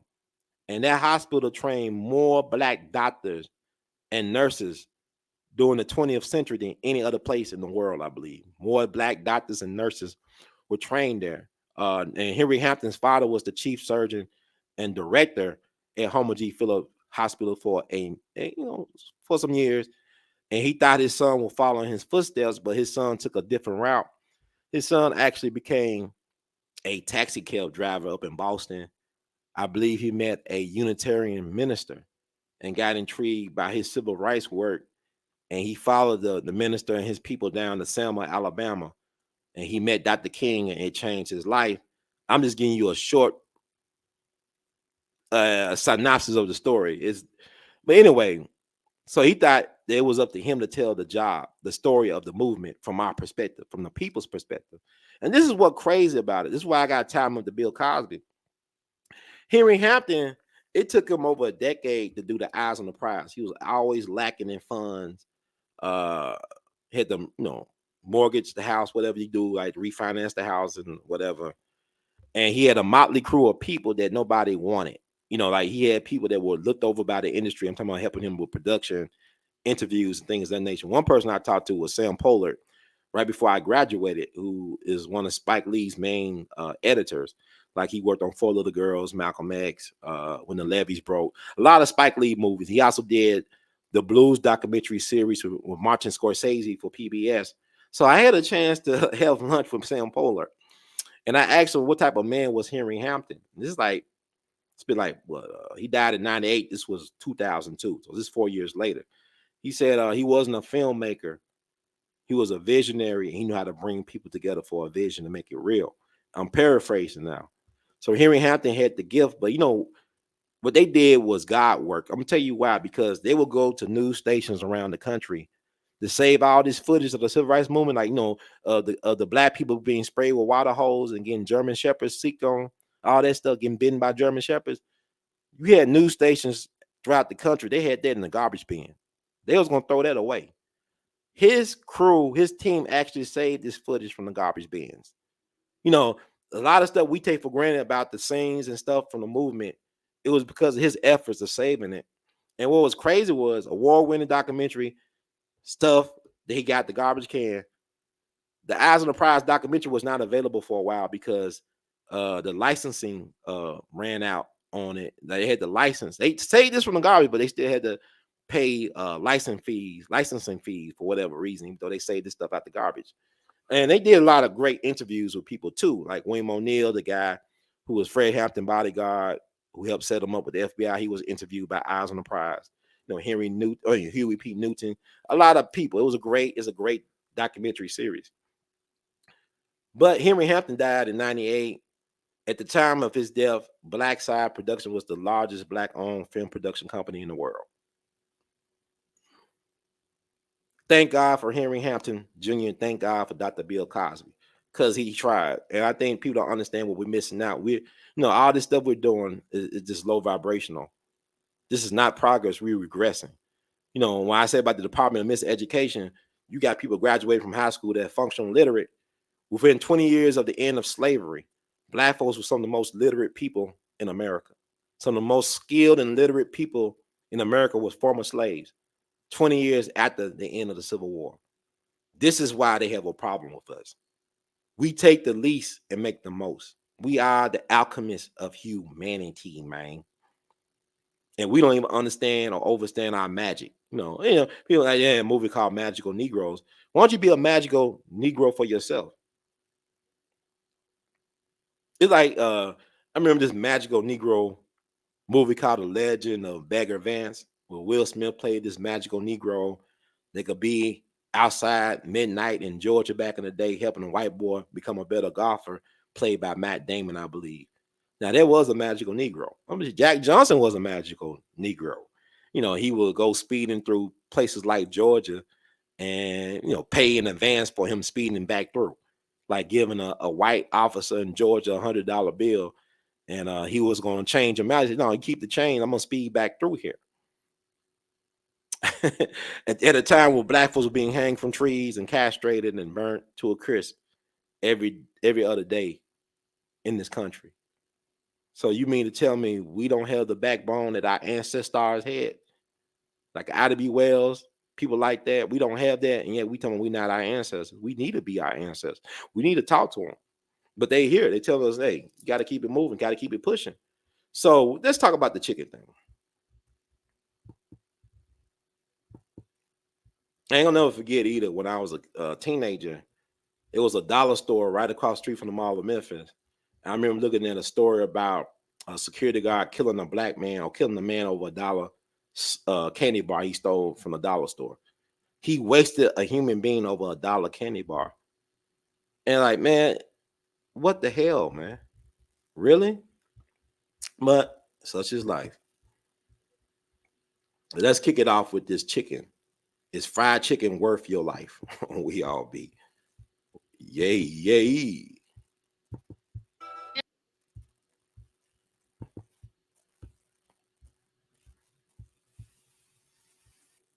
Okay, let me see. It's buffering.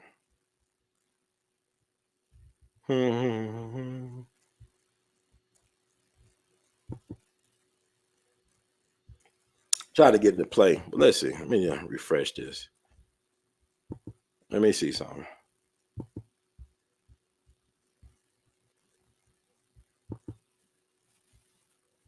Yeah, but always something. But we're gonna get through this, man. We're gonna make it. Found another way to play it. Okay, we're gonna get it done. Get it done. Get it done. As we all be. News Free Dixie. Let's get it in. And just to clear the air, I don't give a fuck about how nobody feel about me. Keep feeling it, bitch.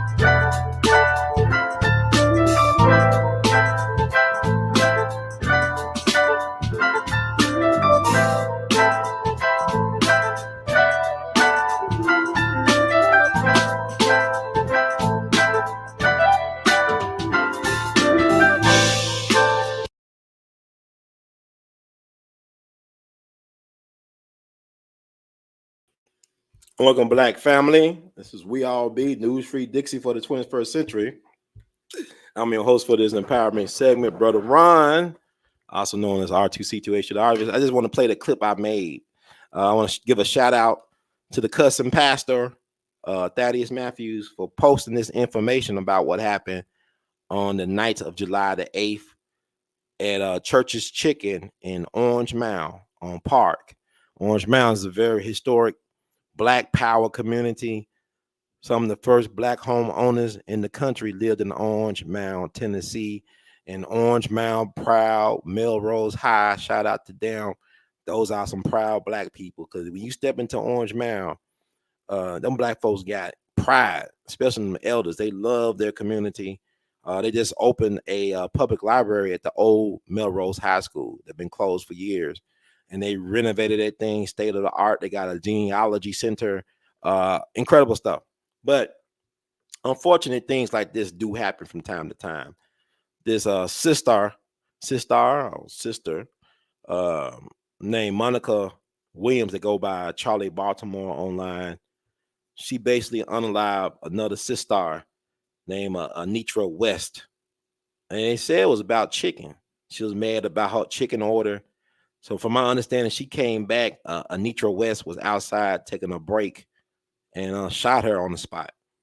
And I believe she died on the spot, or maybe she died en route, or died, but she died this July 8th, 2024, this past Monday.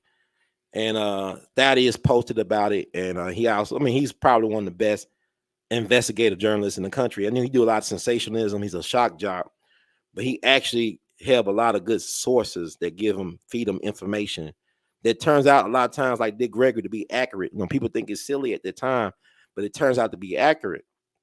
And so he started posting about this woman's social media presence, find her family members, you know, because she has not been found yet. I don't think they caught her yet. This happened on Monday, and I'm talking to y'all on Saturday, and they haven't caught her, as far as I know. You know, but Thaddeus been on the case, and that's why we need black media, independent black media, because Thaddeus, a lot of times, the local news here would take his stories that he broke. They'll follow his lead, but not give him credit. Because I talked to news people locally, and I asked them what they think about Thaddeus Matthews. They said, "Oh, he's great. He does a lot of things, help us with stories, but he's able to do stuff that we're not allowed to do, like as far as how we tell a story or promote it, da da da." So he's necessary, and God bless him. He's going through some health problems, but he's back on the scene, and this case gave him life, it seems. So shout out to him. But yeah, is it worth killing somebody over food? I mean, you hear stories a lot of times. There's stories about people killing folks over a slice of pizza and stuff like that. But how is that pizza worth life in prison? Is that pizza? Now I had some Giordano's, or whatever y'all call it in Chicago. That deep pan, that deep pan dish pizza. Now, what do you call it? Deep pan pizza. That stuff was incredible. That pizza, man, it set the bar so high for me. That was like a dime. That pizza was incredible. Giordano's, I think it's like Giordano''S.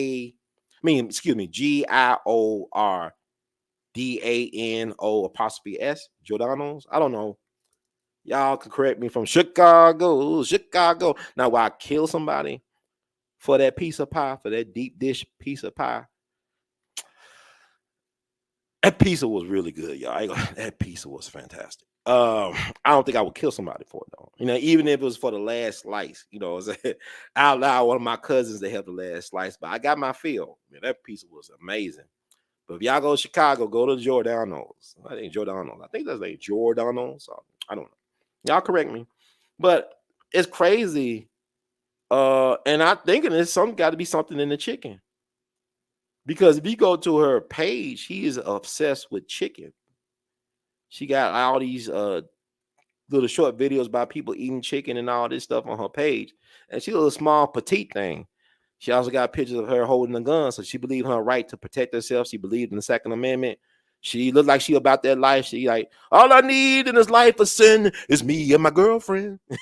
She like the sister that Tupac talked about.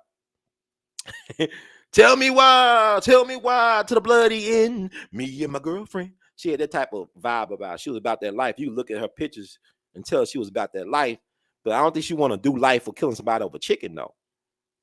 That's sad, because people said it couldn't be just chicken. I said, well, this is the thing. It is about chicken. You know why?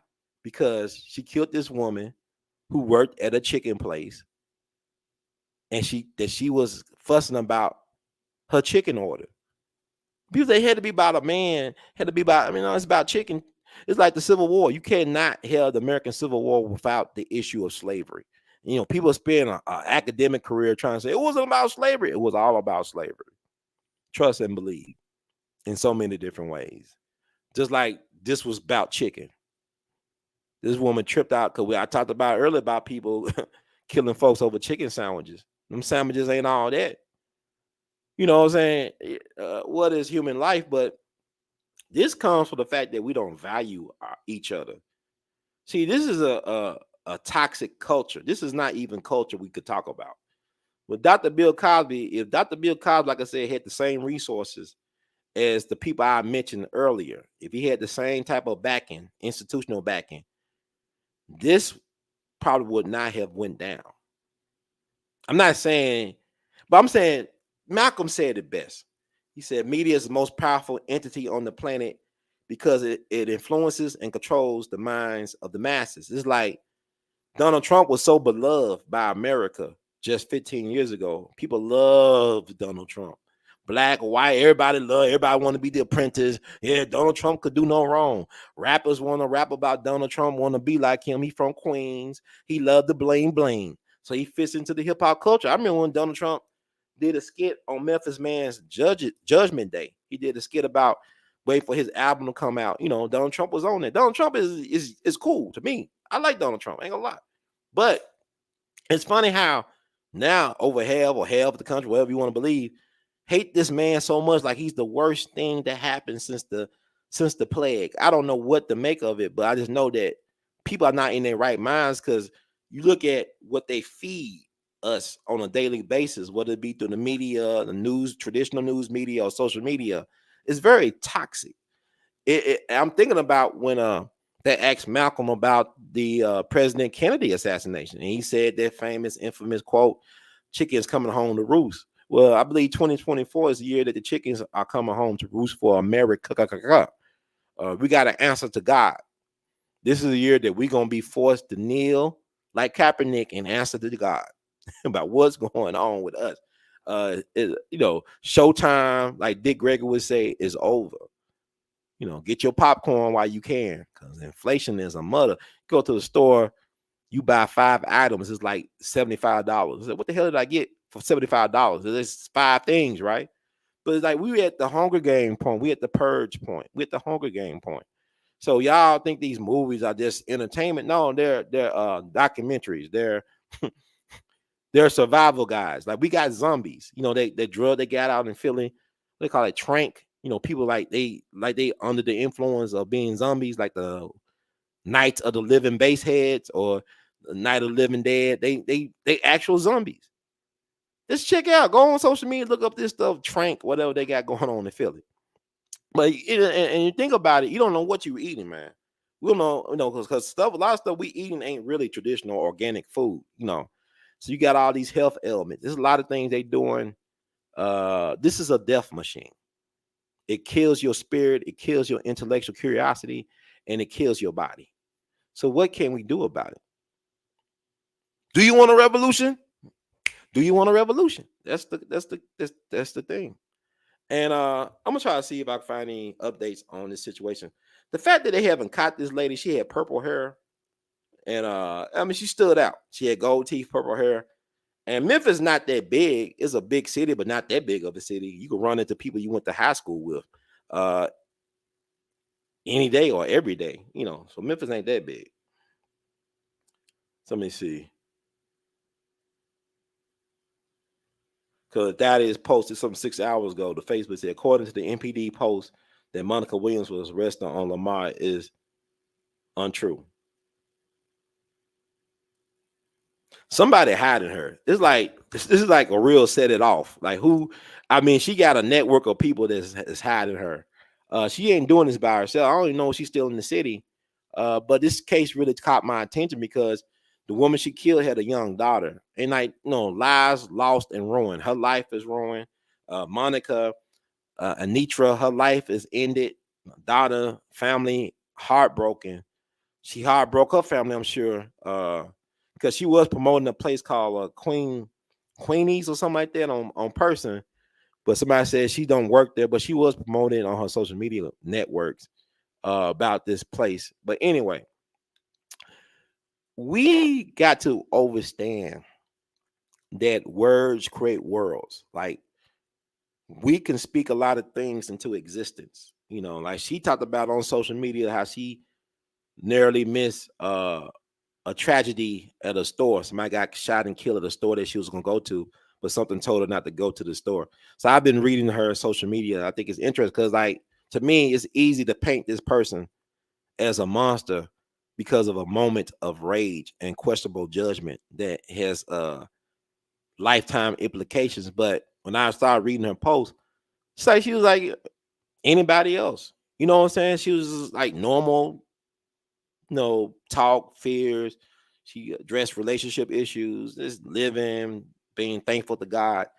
And she had this moment where she snapped. And it's unfortunate because lives lost and ruined. So my thing is, I don't want to demonize her. I don't. She's already been demonized enough by this system, like all of us has. So it's not my job to belittle the sister and stuff like that. But like when I show y'all that clip, that's her in her own words saying what she said. That's her. And that's that energy she was putting out there. So whatever you put out, you attract back to you. Whatever that energy that you're putting out is what you attract back to you. So you gotta be careful. Like, you can't argue with people no more. You gotta walk away. People, they wrong as hell, but you like, you know what? God bless you. Have a good day. All right. You got it. You got it, buddy. You got it. You gotta be like that because people crazy, especially after 2020, people can't hide their crazy no more. Crazy mask all falling off. People don't hide their crazy on people gone. You can look at some people and tell they gone. I remember I saw that interview of Julio Fulio, the rapper who got killed down in Florida, the Jacksonville rapper, drill rapper that got killed after his birthday party at the Holiday Inn. And he was just in his 20s. I think he was just 26. He just turned 26, I believe. And he did an interview online and he talked about how he didn't fear death. He accepted his fate. You could tell in his eyes that he was already dead. He knew he was a dead man anyway. He knew he was not going to make it to 30. He said he already had his life insurance and things set up for his people, and he accepted his fate. But you got to think about it. You tempt fate when you do things that's not on a good foot, right? Like if you are posting videos online of you making fun of your enemies who in the grave, you go to their cemeteries, disrespect their grave at the cemetery, making videos, disrespecting their legacy. I mean, you got to answer for that. What's interesting about these rappers and stuff getting killed, like some of the rappers that get killed are some of the most talented and gifted individuals. What is interesting, like they target the right ones to get rid of. But like I tell people all the time, I say the rappers of today would have been revolutionaries yesterday. Like Nipsey Hussle could have been like our Prentice Bunchy Carter, who led the Slossers before he became the leader of the Black Panthers in LA. He was a Slauson gang leader, had about 3,000 folks at his command, known as the mayor of the ghetto, taught himself how to read and write while he was in prison like a Malcolm X. And he was a great poet. And I think Nipsey could have had with Bunchy Carter. They got rid of Bunchy Carter at 26 at UCLA, along with John Huggins in his 20s back on January the 17th, 1969. U.S. government did that. And also I had an elder was talking about how he didn't like the fact that they named a street, honorary street for Young Dolph in Memphis. Young Dolph was killed at the Makita's Cookie Shop, November 17th, 2021 in Memphis, Tennessee. And they, I think that same year, it was at December, they had an honorary street naming for Young Dolph, Adolph Thornton, right? Young Dolph. And the elder was talking about, I don't like the fact they named it after him. He was low vibrational. He was not a credit to us. He put out music that was poison, da. Now, this elder is a big time leader in the Kwanzaa community in Memphis. So I had to remind elder, I said, I have no problem for a street being named for somebody like Young Dolph. He tried to do things in the community. He was taken away from us at 36. It seemed like he was trying to turn a corner, but he was not getting the support that he was deserving of. Because I think about if Young Dolph lived in Atlanta, you look at the support that Killer Mike and T.I. get from Atlanta. They got access to the mayor's office. Young Dolph was like a man in no man's land. He was loved, but he had a lot of enemies. And he had no connection to City Hall like that. He had no political connections. But in Atlanta, you could have a Killer Mike having a conversation, a collaboration with an Andrew Young or what's the guy brother name that is passed? Good Trouble, John Lewis, right? You can't have that conversation here in Memphis like that. Memphis is a plantation town. Atlanta is a unique town because Memphis and Atlanta like night and day. You know, I tell people Atlanta, they hate black people, but they love money more than they hate black people. In Memphis, they hate black people more than they love money. So that's how it goes. So they like to keep it a certain way. But I tell you, brother, you know, the founder of Kwanzaa went to prison for 4 years for mutilating, torturing, kidnapping black women. This man mutilated, tortured, kidnapped black women, and went to prison for 4 years. I put up the Los Angeles Times articles. He went to prison from like 1971 to 75. Now he's an academic. I'm talking about Ron Karenga. No, Ron Karenga, the founder of the so-called, and then people say he didn't even found Kwanzaa. It was some two sisters from Philadelphia that actually created Kwanzaa. That's another story, because him and Hakeem Jamal, so y'all know about Hakeem Jamal. I believe the brother named Hakeem Jamal. He was Malcolm X's cousin through marriage. He was from Boston. He was a co-founder with Ron Karenga, on Kwanzaa. They got rid of him in a home invasion back in the 70s. He's an interesting dude, Hakeem Jamal. He's an interesting dude. He got around pretty well. Had a lot of interesting relationships. Kind of like what's the boy name? Not a boy, but Jay Electronica, right? Jay Electronica. I like Jay Electronica, right? The rapper from is he from Louisiana? You know, he was messing, got one of Erica Badu baby daddies. She got them Genius Babies by DOC, Jay Electronica, and Andre 3000. So Crystal Kids are hers. Jay Electronica was connected to a Rothschild. You know, he was dating at one point. I don't know if he's still dating the white girl. I mean, he was Nation of Islam, but he liked the other white meat too. You know, it is what it is. But even look at jazz music. You talk about Charlie Parker died in the apartment of Pananika, who was a Rothschild. She was like, they call her, Pananika. And she was a Rothschild, but she supported bebop. She supported a lot of black jazz musicians. But Charlie Parker died at her home, the Stanhope Hotel, back in March of 55. I want to say March 12th, 1955. Thelonious Monk, who she was real close. I don't know if they had like a sexual relationship or nothing like that. But no, Thelonious was married to Nelly, who was a longtime supporter of him. But the Thelonious was known for being a hard person to get along with or live with, according to some of his folks. So I guess Nelly and Pananika shared responsibilities of dealing with Thelonious. You know, and he ended up living with her at the end of his life and died in her mansion in New Jersey back on February 17th, 1982. So she had two prominent black geniuses take their last breaths in her residence. This is a Rothschild, Pananika. Look up Pananika. Did a interesting documentary about her on YouTube and also HBO with the help of her niece, I believe. It came out several years ago. But what people got to understand, and I lost my point. Did I lose my point? Oh no, I lost my point.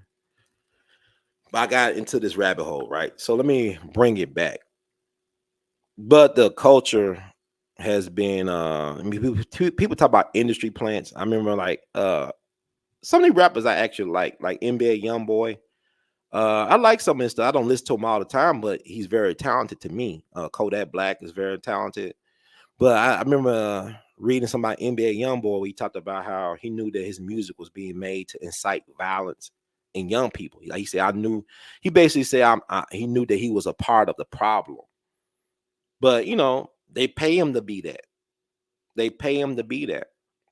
And like it's said that we as black people, our black leadership class has been replaced by entertainers. Our black leadership class has been replaced by entertainers. And it's sad, by court jesters, trumpet players, comedians. Like what Dick Gregory was saying. I mean, not Dick Gregory, but Malcolm X said in that famous Berkeley interview he did back in 63. We the only group of people being led by entertainers. I mean, well, white folks had Ronald Reagan, but he really wasn't calling the shots like that. But Donald Trump, whatever. But anyway, it's neither here or there. But you think about 60 years ago, you had black leadership. You may not have liked the men or their organizations or their ideologies or methodologies, but you had black leadership. You had, even Roy Wilkins had a little bit of radicalness in him, the NAACP. You had Dr. King, SCLC, Southern Christian Leadership Conference. You had James Farmer Core, Floyd McKissick, who started Soul City in North Carolina. That's a story we need to talk about. Soul City in North Carolina. He got like a $20 million from Richard Nixon to start that, y'all. And he was a black Republican. So he started it in North Carolina. They sabotaged it. The government sabotaged it and lied about him taking money, misappropriation of funds, which was not true. But by the time they put that crap out there, Soul City was abandoned. You know, look up Soul City on YouTube, on Google, whatever. And Whitney Young of the National Urban League, he was a real black leader. A lot of people think he was a sellout or a Tom. Uncle Tom is really a hero of the black liberation experience. He's not a sellout. To be called an Uncle Tom is really a compliment if you know the real history of Uncle Tom, who was a real race man. Maybe being called a Sambo, that's a different story, but Uncle Tom is really an honor to be called an Uncle Tom. So anyway, like a deer in headlights. Okay, I think I talked enough. I just get lost in tangents and stuff. Yeah, okay. Malcolm X, Elijah Muhammad, Nation of Islam, right? Huey P. Newton, Bobby Seale, Fred Hampton, people like that. Black Panther Party, you know, ain't nothing but a Panther Party. So you cut off the head, you leave the dog tail wagons. Like, you know, they got rid of the Panthers that brought in the Bloods and Crips. Another great documentary, Bastards of the Party. Check that out. It talks about that. That's government stuff. Hood rats, street gangs, all government inventions. It's like the Sinaloa cartel. I remember reading this article in the Chicago publication. And they talk about how DEA allowed the Sinaloa cartel to control the 70 to 80% of the drug trade in Chicago. As long as people could snitch on the other cartels, the DEA allowed them to control 80% of the drug business in Chicago. This is like an article that came out back in 2013 or something like that. And I talked about it in a previous show. And so this is what we're dealing with. You deal with a government, like you think about like Bad Boys 4, right? And I think that was the best Bad Boys that came out. And it talks about, you know, in that movie, y'all think it's a work of fiction, but it's actual reality, how the government is involved in drug trafficking, sex trafficking, things of that nature. Like, I had the scene in the movie where the accountant for the cartel, he's murdered, suicided. Like, they kill his bodyguard, they kill him, and they kill his girlfriend, his mistress. You know, y'all got to see Bad Boys 4. I mean, like, they kill him, and then they shot the mistress in the head like she committed suicide, like it's supposed to be a murder suicide. And when I saw that scene, immediately I thought about Steve McNair and his situation in Nashville. I don't think that girl killed him. I know it sounds crazy to think that. I don't really believe that the girl actually killed him. I believe she was murdered along with Steve McNair. His people waited a while to call the police. I guess they were cleaning up the place, whatever they were doing. But Steve McNair, because of his lifestyle, made a lot of interesting enemies. You know, he was known as a woman. You know, Steve McNair was one of my favorite football players. He still is one of my favorite football players. But he was known as a notorious womanizer. So he stepped out on his wife a lot, you know. And sometimes I heard maybe he associated with people that were already taking women, but women were taken by him. And this immigrant girl from the Middle East, they said she was kind of, you know, head loose, mind loose, kind of a little bit crazy out there. But, I just think it's another angle to that. The Steve McNair case, I believe that they should have looked at her boyfriend a little bit more, her ex-boyfriend, who was a aspiring rapper. I heard a song that he did that had some troubling lyrics to it.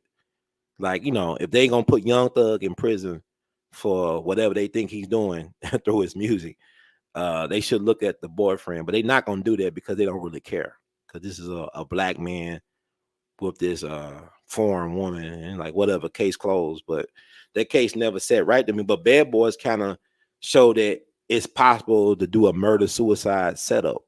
And the way they show it remind me of Steve McNair and his mistress. So I know I'm getting off topic because it means time to go. But I hope y'all had a great time tonight. You know, let me look at the chat before I get out of here. But also, I want y'all to do me a favor. Let me see. I got my banner up. I need y'all to subscribe to the rumble.com We All Be TV. I need it to happen. We need to grow that because YouTube ain't the future. That's not my future. And like I said, y'all can subscribe to the We All Be TV 2 channel. That's YouTube or YT on youtube.com/We All Be TV 2. And I'll have some of my videos on there. I would like to reach 100,000 on We All Be TV before I get, because like I gotta move stuff out because it's weird, man. Because they constantly telling me, oh, this video was removed, that video was removed. They already demonetized me, so I'm not making money out the videos. And I thought it would be an archive for posterity, but they making it difficult. That's the hell videos I did 10 years ago. They removed those. So my best bet is just rumble.com, We All Be TV, and also I plan on showing the banned videos on my Patreon. My banned videos, like the videos that got removed from YouTube for censorship. It's like I had a video. One of the first videos to be removed was a video that Dick Gregory was talking about Sandy Hook back in 2013. He was talking about Sandy Hook, and he didn't say nothing controversial. He didn't go the way of Alex Jones, but they thought it was controversial. This is back. He was talking about how the official narrative changes. Like he said, watch the breaking news. Like what were they saying at first about the Sandy Hook tragedy, right? The police scanner said it was multiple shooters, that they were looking for multiple shooters. That's the police scanner saying that. But by the end of it all, it's only one kid, some type of kid on the spectrum, like he had autism. He killed them people and killed himself and killed his mom. I think they say he killed himself and killed his mom. And according to Dick Gregory, his mom had some U.S. intelligence connections. I don't know. Same thing with the Vegas shooter. It's so weird, man, because some people thought the Vegas shooter, the mass shooter in Vegas back in 2017, some people believe he was already dead. He was just put there to take the fall. But who knows? I don't know. Like with the Trump thing, who knows, man? It's above my pay grade. But subscribe to rumble.com, We All Be TV, to get, because we're gonna grow that. We're gonna grow that because like they don't believe in censorship for now. They like what YouTube used to be when it first began. Rumble.com, We All Be TV. So support us on that, and also the Patreon channel. Yeah, come on, post the we're gonna post the band videos on Patreon for our paid members. So I'm gonna stop neglecting that as well too. Work on that. And this Patreon's right here. Go to patreon.com, become a monthly contributor, or you could donate, cash app, and all that good stuff. Let me see. There's a lot of stuff going on. I'm about to close it out, y'all. I'm about to close it out.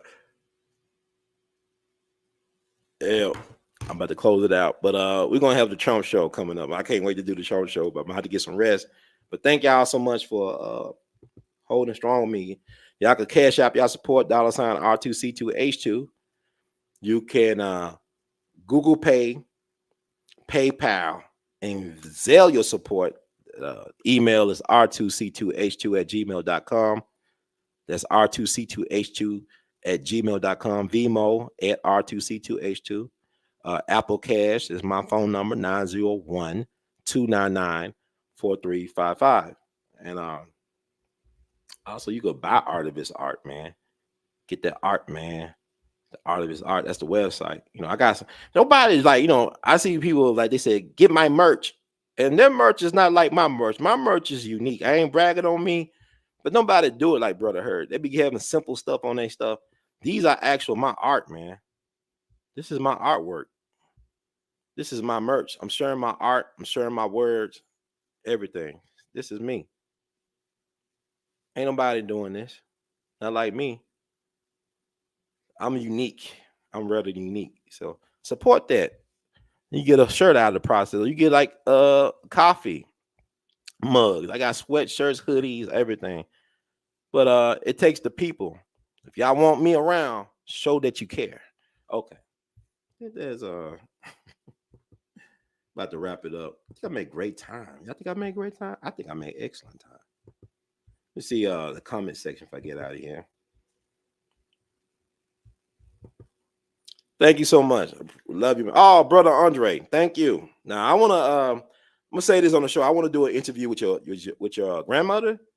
Your grandmother's a lowrider legend. We need to get that done. So I'm gonna send you an email sometime Sunday to confirm that I'm interested in doing the show with your mom. People don't understand, like, this has been an interesting year, man. I have been getting messages through my Facebook Messenger. I turned my notifications off. Like, y'all don't understand what I went through over the last year. Like, my mind state last year around this time was in a different dark place. Now I just came through some stuff. I'm working on some things. But Andre, I want to do a show with your grandma. There's your grandma, right? The OG lowrider. That needs to be told. Hey, good brother, how you doing? You holding down, maintaining, brother Shaq? I hope all is well in Texas. You ain't hurting too much. Air conditioning. But I don't think you live in Houston. But I think you live in Texas. I'm making sure you all right, man.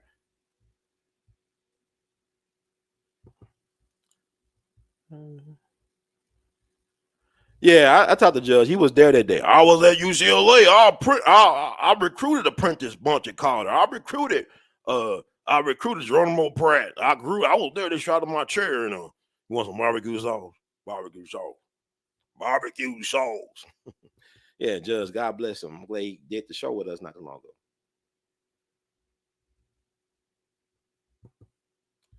Is she a mother too? Are you talking about the person that did the shooting? Yeah, oh yeah. Monica is a mom. She got a son.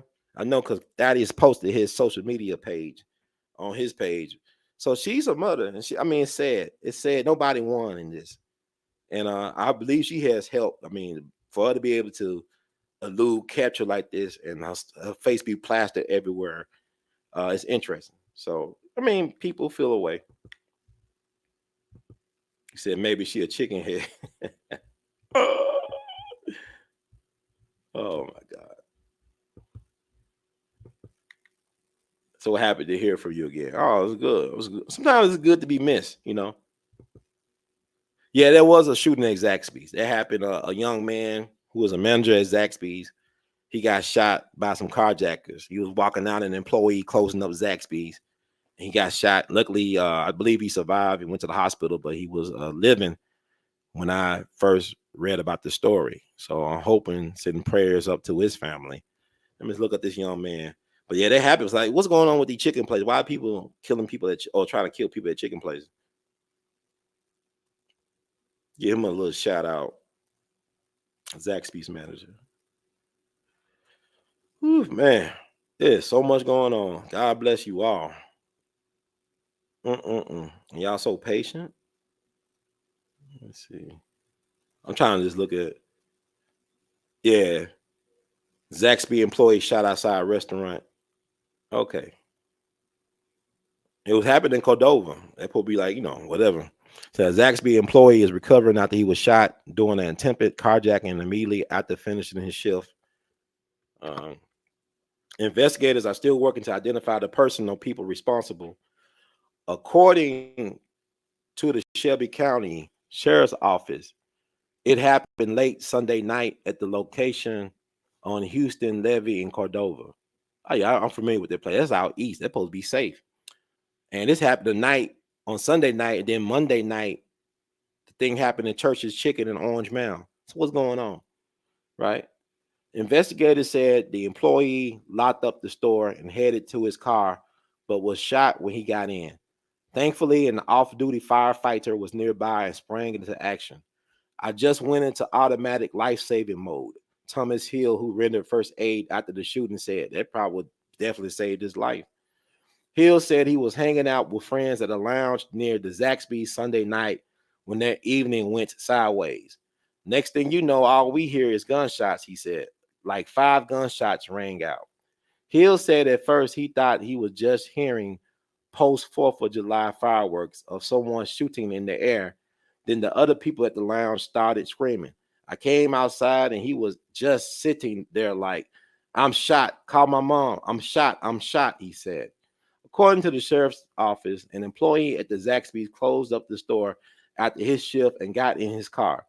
The employee told investigators a second later a dark Dodge Challenger pulled into the parking lot, and a man in a ski mask climbed out.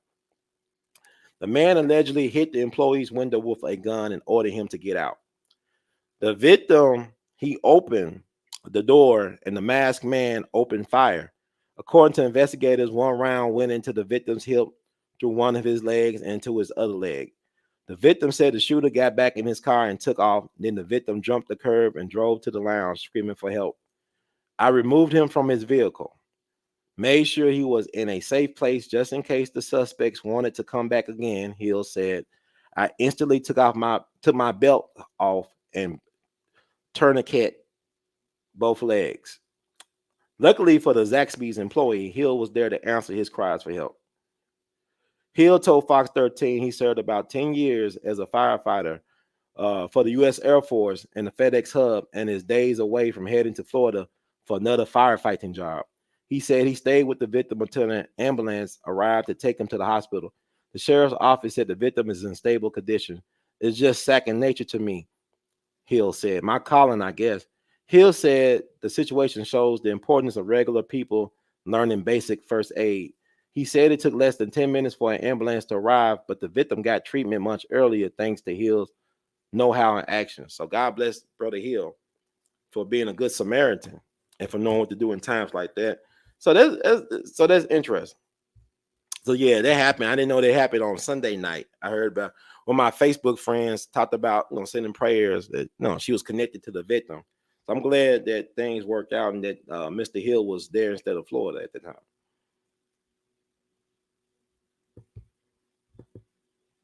Please re-explain why you wasn't feeling Queen and Slam's film. The reason why I wasn't feeling it because it was horrible. It was horrible in terms like it had promise, right? The storyline could have been better and tighter. It could have been better character development, and the ending sucked. I'm telling you, it sucked so bad that people that was in the audience that night, they started booing at the film, at the screen. They started booing. People walked out earlier before the film ended, actually. And my thing is, I wish you would have spent that money to tell the story of because Black history is better than Hollywood movies and science fiction. If you tell our story, our accurate and authentic story, it will blow people's minds because you couldn't believe are these people that really existed that did this. For example, instead of doing Queen and Slim, they could have did Robert and Mabel. That's Robert F. Williams, or Mabel and Robert. That's Mabel Williams and Robert F. Williams from North Carolina, right? Real ride or die revolutionaries, right? Robert F. Williams, he ran the NACP. What it was? What is town he from? Let me think. My mind's skipping right now. My mind's telling me no. But Robert F. Wilson from North Carolina, right? And he was over the NACP down there. And him and his people was getting in skirmishes with the Klan, the Ku Klux Klan, right? He's getting in skirmishes with the Klan. And he did a lot of things that was extraordinary. Like it was a case where the two black boys were punished for kissing a white girl, kissing one of their classmates. And he led a one-man letter writing campaign to free them guy. I was making sure Monroe, North Carolina. Yeah, it's in my head. Monroe, North Carolina. And what happened, he was very involved. They got in shootouts with the Klan. Like he said in the interview before he died, nobody lost their life messing with us. Like our people, nobody lost their life because they believe in guns and the Second Amendment. He was a Marine, a veteran. He knew karate. So yeah, the women knew how to use guns, and the women knew karate. The men knew how to handle guns and all this stuff. So that was very impressive.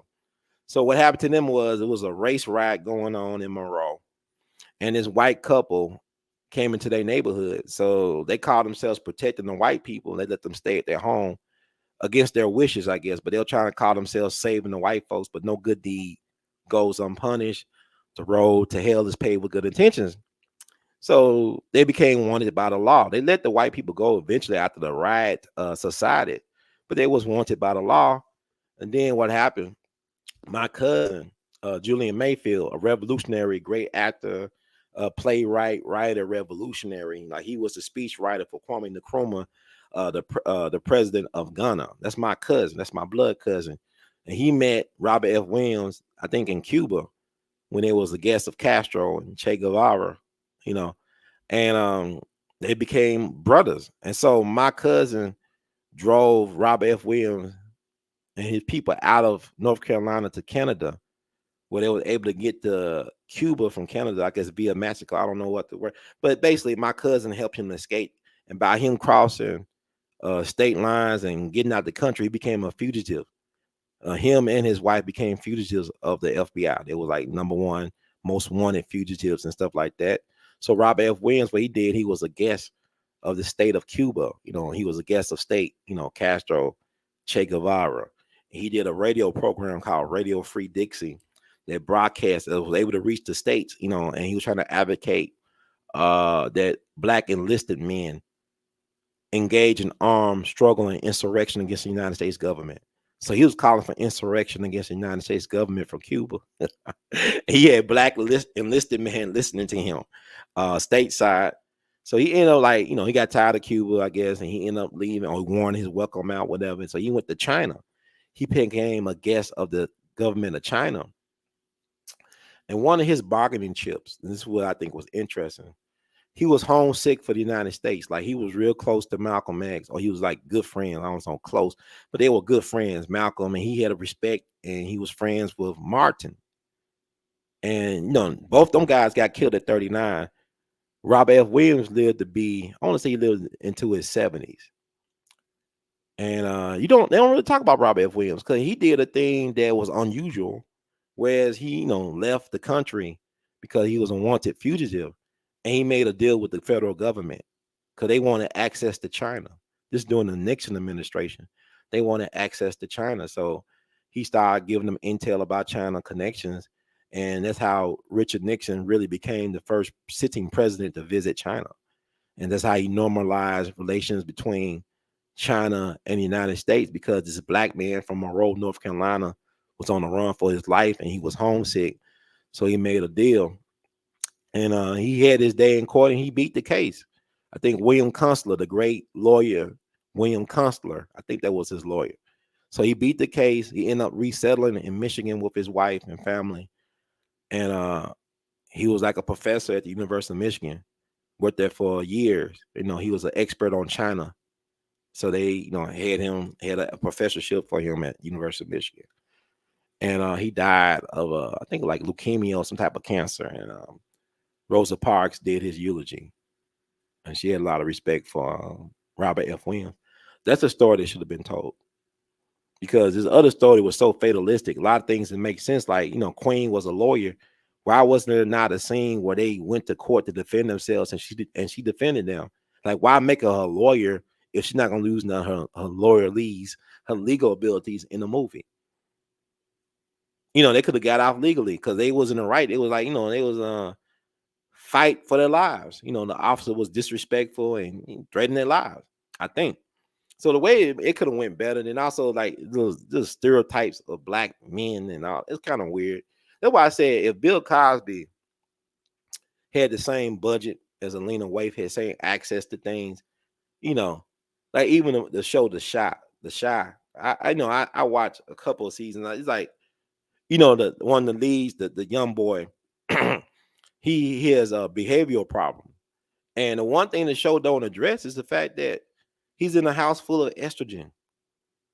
He has these behavioral problems because there's no man, no hetero man with a strong sense of worth and self on that show. Like you got baby boys, you got man child. You don't got no real man. Even the dude Emmett, whose name out there, what, Emmett Till? Emmett Till died at 14. He thinks like a 14-year-old. I haven't seen the last couple of seasons of The Shop, but I'm just giving my point. And the one dude, there was a strong male figure for the young lead.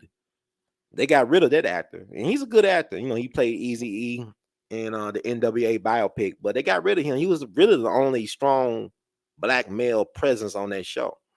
Strong, positive black hetero male influence. You know, so I mean, I don't know, man. It's just like it's so many stories that need to be told that don't get told, but people waste their time on low vibrational stuff. But the Robert F. Williams and Mabel Williams story should have been told. That's the ultimate black power revolutionary love couple, man. So I think I did my job, y'all.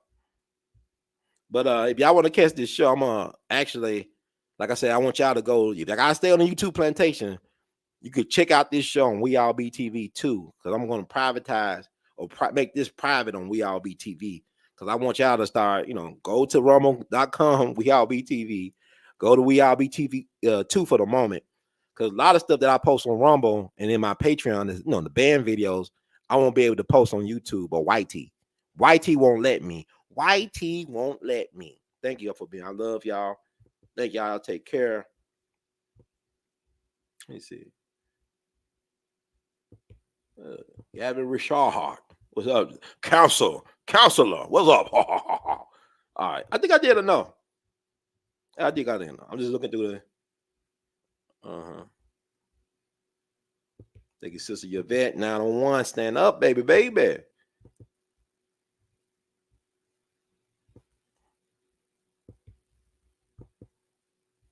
On whites against slavery. Yeah, and then no. Yeah, no. Black people into slavery. You gotta understand, when Lincoln did the Emancipation Proclamation, he had no power to free the slaves in that so-called proclamation. He could not free the slaves in the southern states because the southern states, the Confederates were whooping the Union's ass. The Confederacy was whooping the Union's ass. Whoop that trick. Whoop that trick. Whoop that trick. It wasn't until black soldiers were allowed to sign up for the Union that they won. It took almost 200,000 black men fighting for their freedom to free the country from slavery. And the 13th Amendment never abolished slavery. I talk about Nathan Bedford Forrest being the father of private prison with his black convict labor leasing program on President's Island. So black folks, you free yourself. Nobody can free you but you. As anybody but whites did help me, John Brown, William Lloyd Garrison. You had some people, but you got to advocate for yourself. Nobody can free you. Joe Biden can't free you. Donald Trump can't free you. To thy own self be true. But no, black folks fighting for their freedom freed and ended what we know as chattel slavery, which actually went on because Juneteenth didn't free anything, didn't stop anything. You had black people in Texas back in 1903 asking, are we free yet? And going to the post office asking, are we free? Look at that great Washington Post article that came out, I believe, in 2021 that talk about the truth about Juneteenth not freeing all the black slaves in Texas and how the descendants of how the slave owners took their slaves down to Brazil to start their own colony, where their descendants celebrate them coming to Brazil to this day. Them white folks went down to Brazil, to a certain part of Brazil, and started dominating the cotton market in Brazil, because Brazil did not end slavery until later in the 19th century, I believe. Maybe in the 1880s. I ain't gonna look this up. Y'all look it up. But what I'm saying is, we be celebrating stuff that's not really victories. Yeah, we won some battles, but we haven't won the war yet. We still fighting the war. And if you don't know what side you're on, then you better figure it out soon, because playtime is over. So yeah. Slavery was a big part of the economy of 19th century America. It was such a big part of it that the mayor of New York City wanted to secede with the southern states because they made so much money exporting cotton. This country was built on slavery and cotton. Y'all can look all this up, man. I just because school ain't qualified to teach this type of history. This is something you got to research and do some critical thinking on.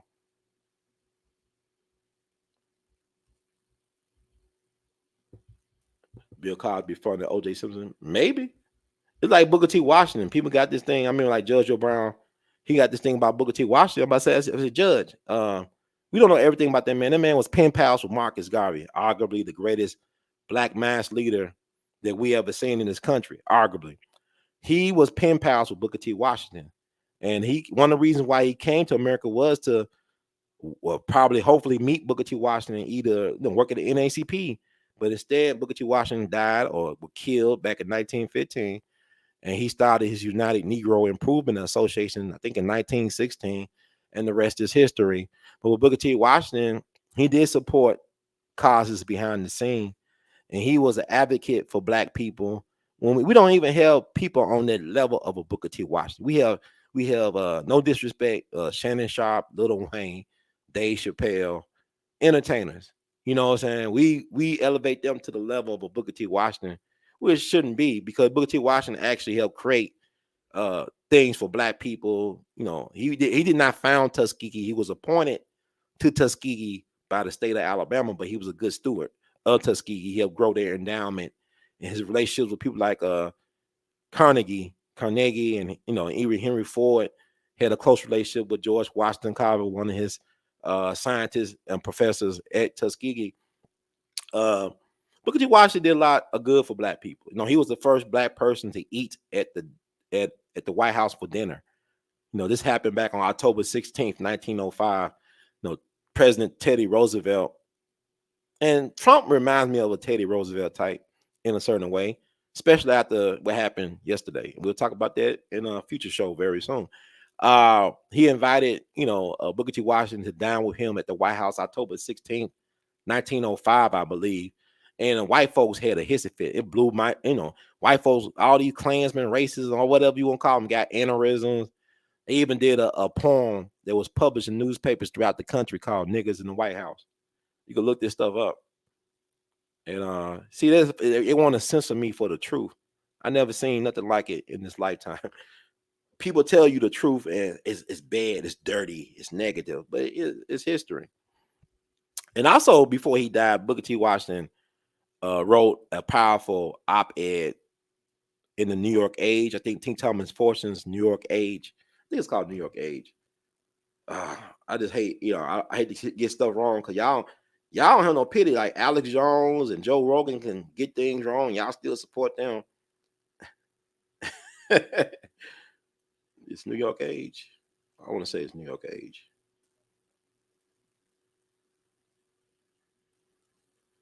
It's T. Thomas. Timothy Thomas Fortune. We don't talk about people like him like we should. Yeah, the New York Age. Booker T. Washington wrote an op-ed in the New York Age. It came out October 18th, 1915, I believe, that he criticized the United States government for occupying Haiti. He said basically they're proud people. They shouldn't be occupied by the United States government. The United States government should leave Haiti. Several weeks later, he dead. November 1915, Booker T. Washington died under mysterious circumstances. Some people think he was, the old timers say he was food poisoned by a Haitian, of all people. He was standing up for Haiti, and they said a Haitian that was serving him food poisoned him. But anyway, I don't know. So I get.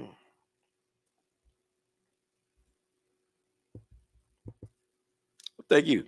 I appreciate it. Thank you for tuning in. So I'm gonna call it a night, man. Call it a night. Yep. Thank you, sir. Sister Barbara. Thank you. Nice to be seen. So I guess I've been in it now. I've been overstayed my welcome. I'll be just fine, Mr. Mark. Thank you for tuning in. To tune out, to tune in, to get in. All right, Compton in the house. Thank you, brother G Rock. One love.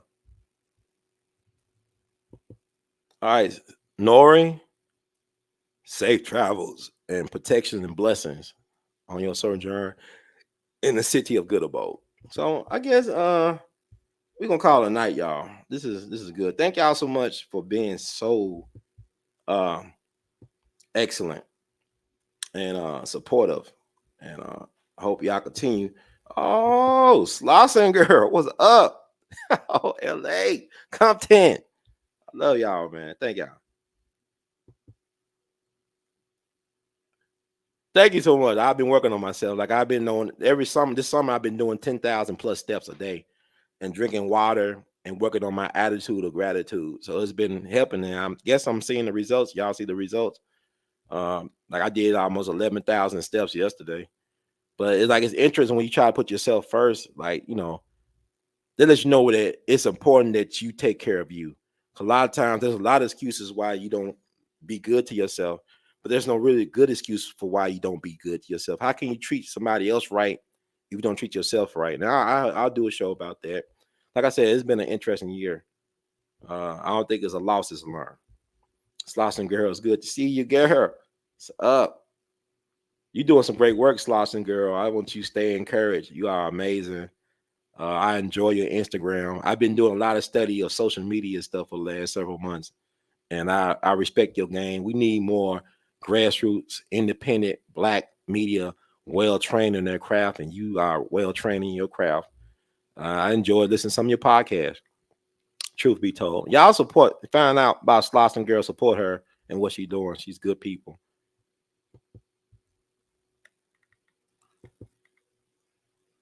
I appreciate it, Straight Fire. Thank you. I could talk all night. It's like I be having a. Okay, I think about Robert F. Williams.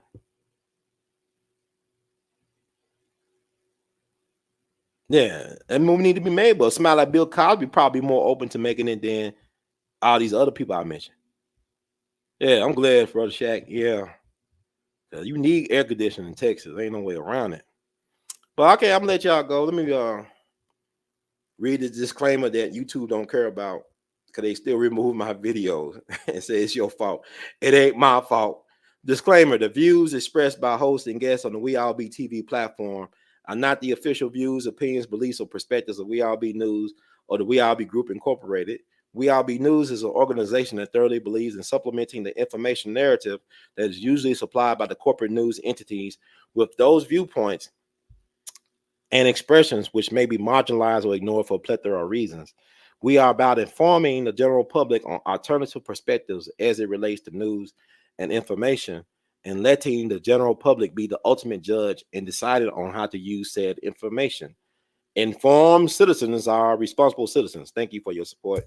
And thank you all once again for y'all support. This can't happen without the people demanding that it happen. So I thank y'all for staying on the case and staying on my case. So here we are. So in the words of the great Duke Ellington, we love you madly.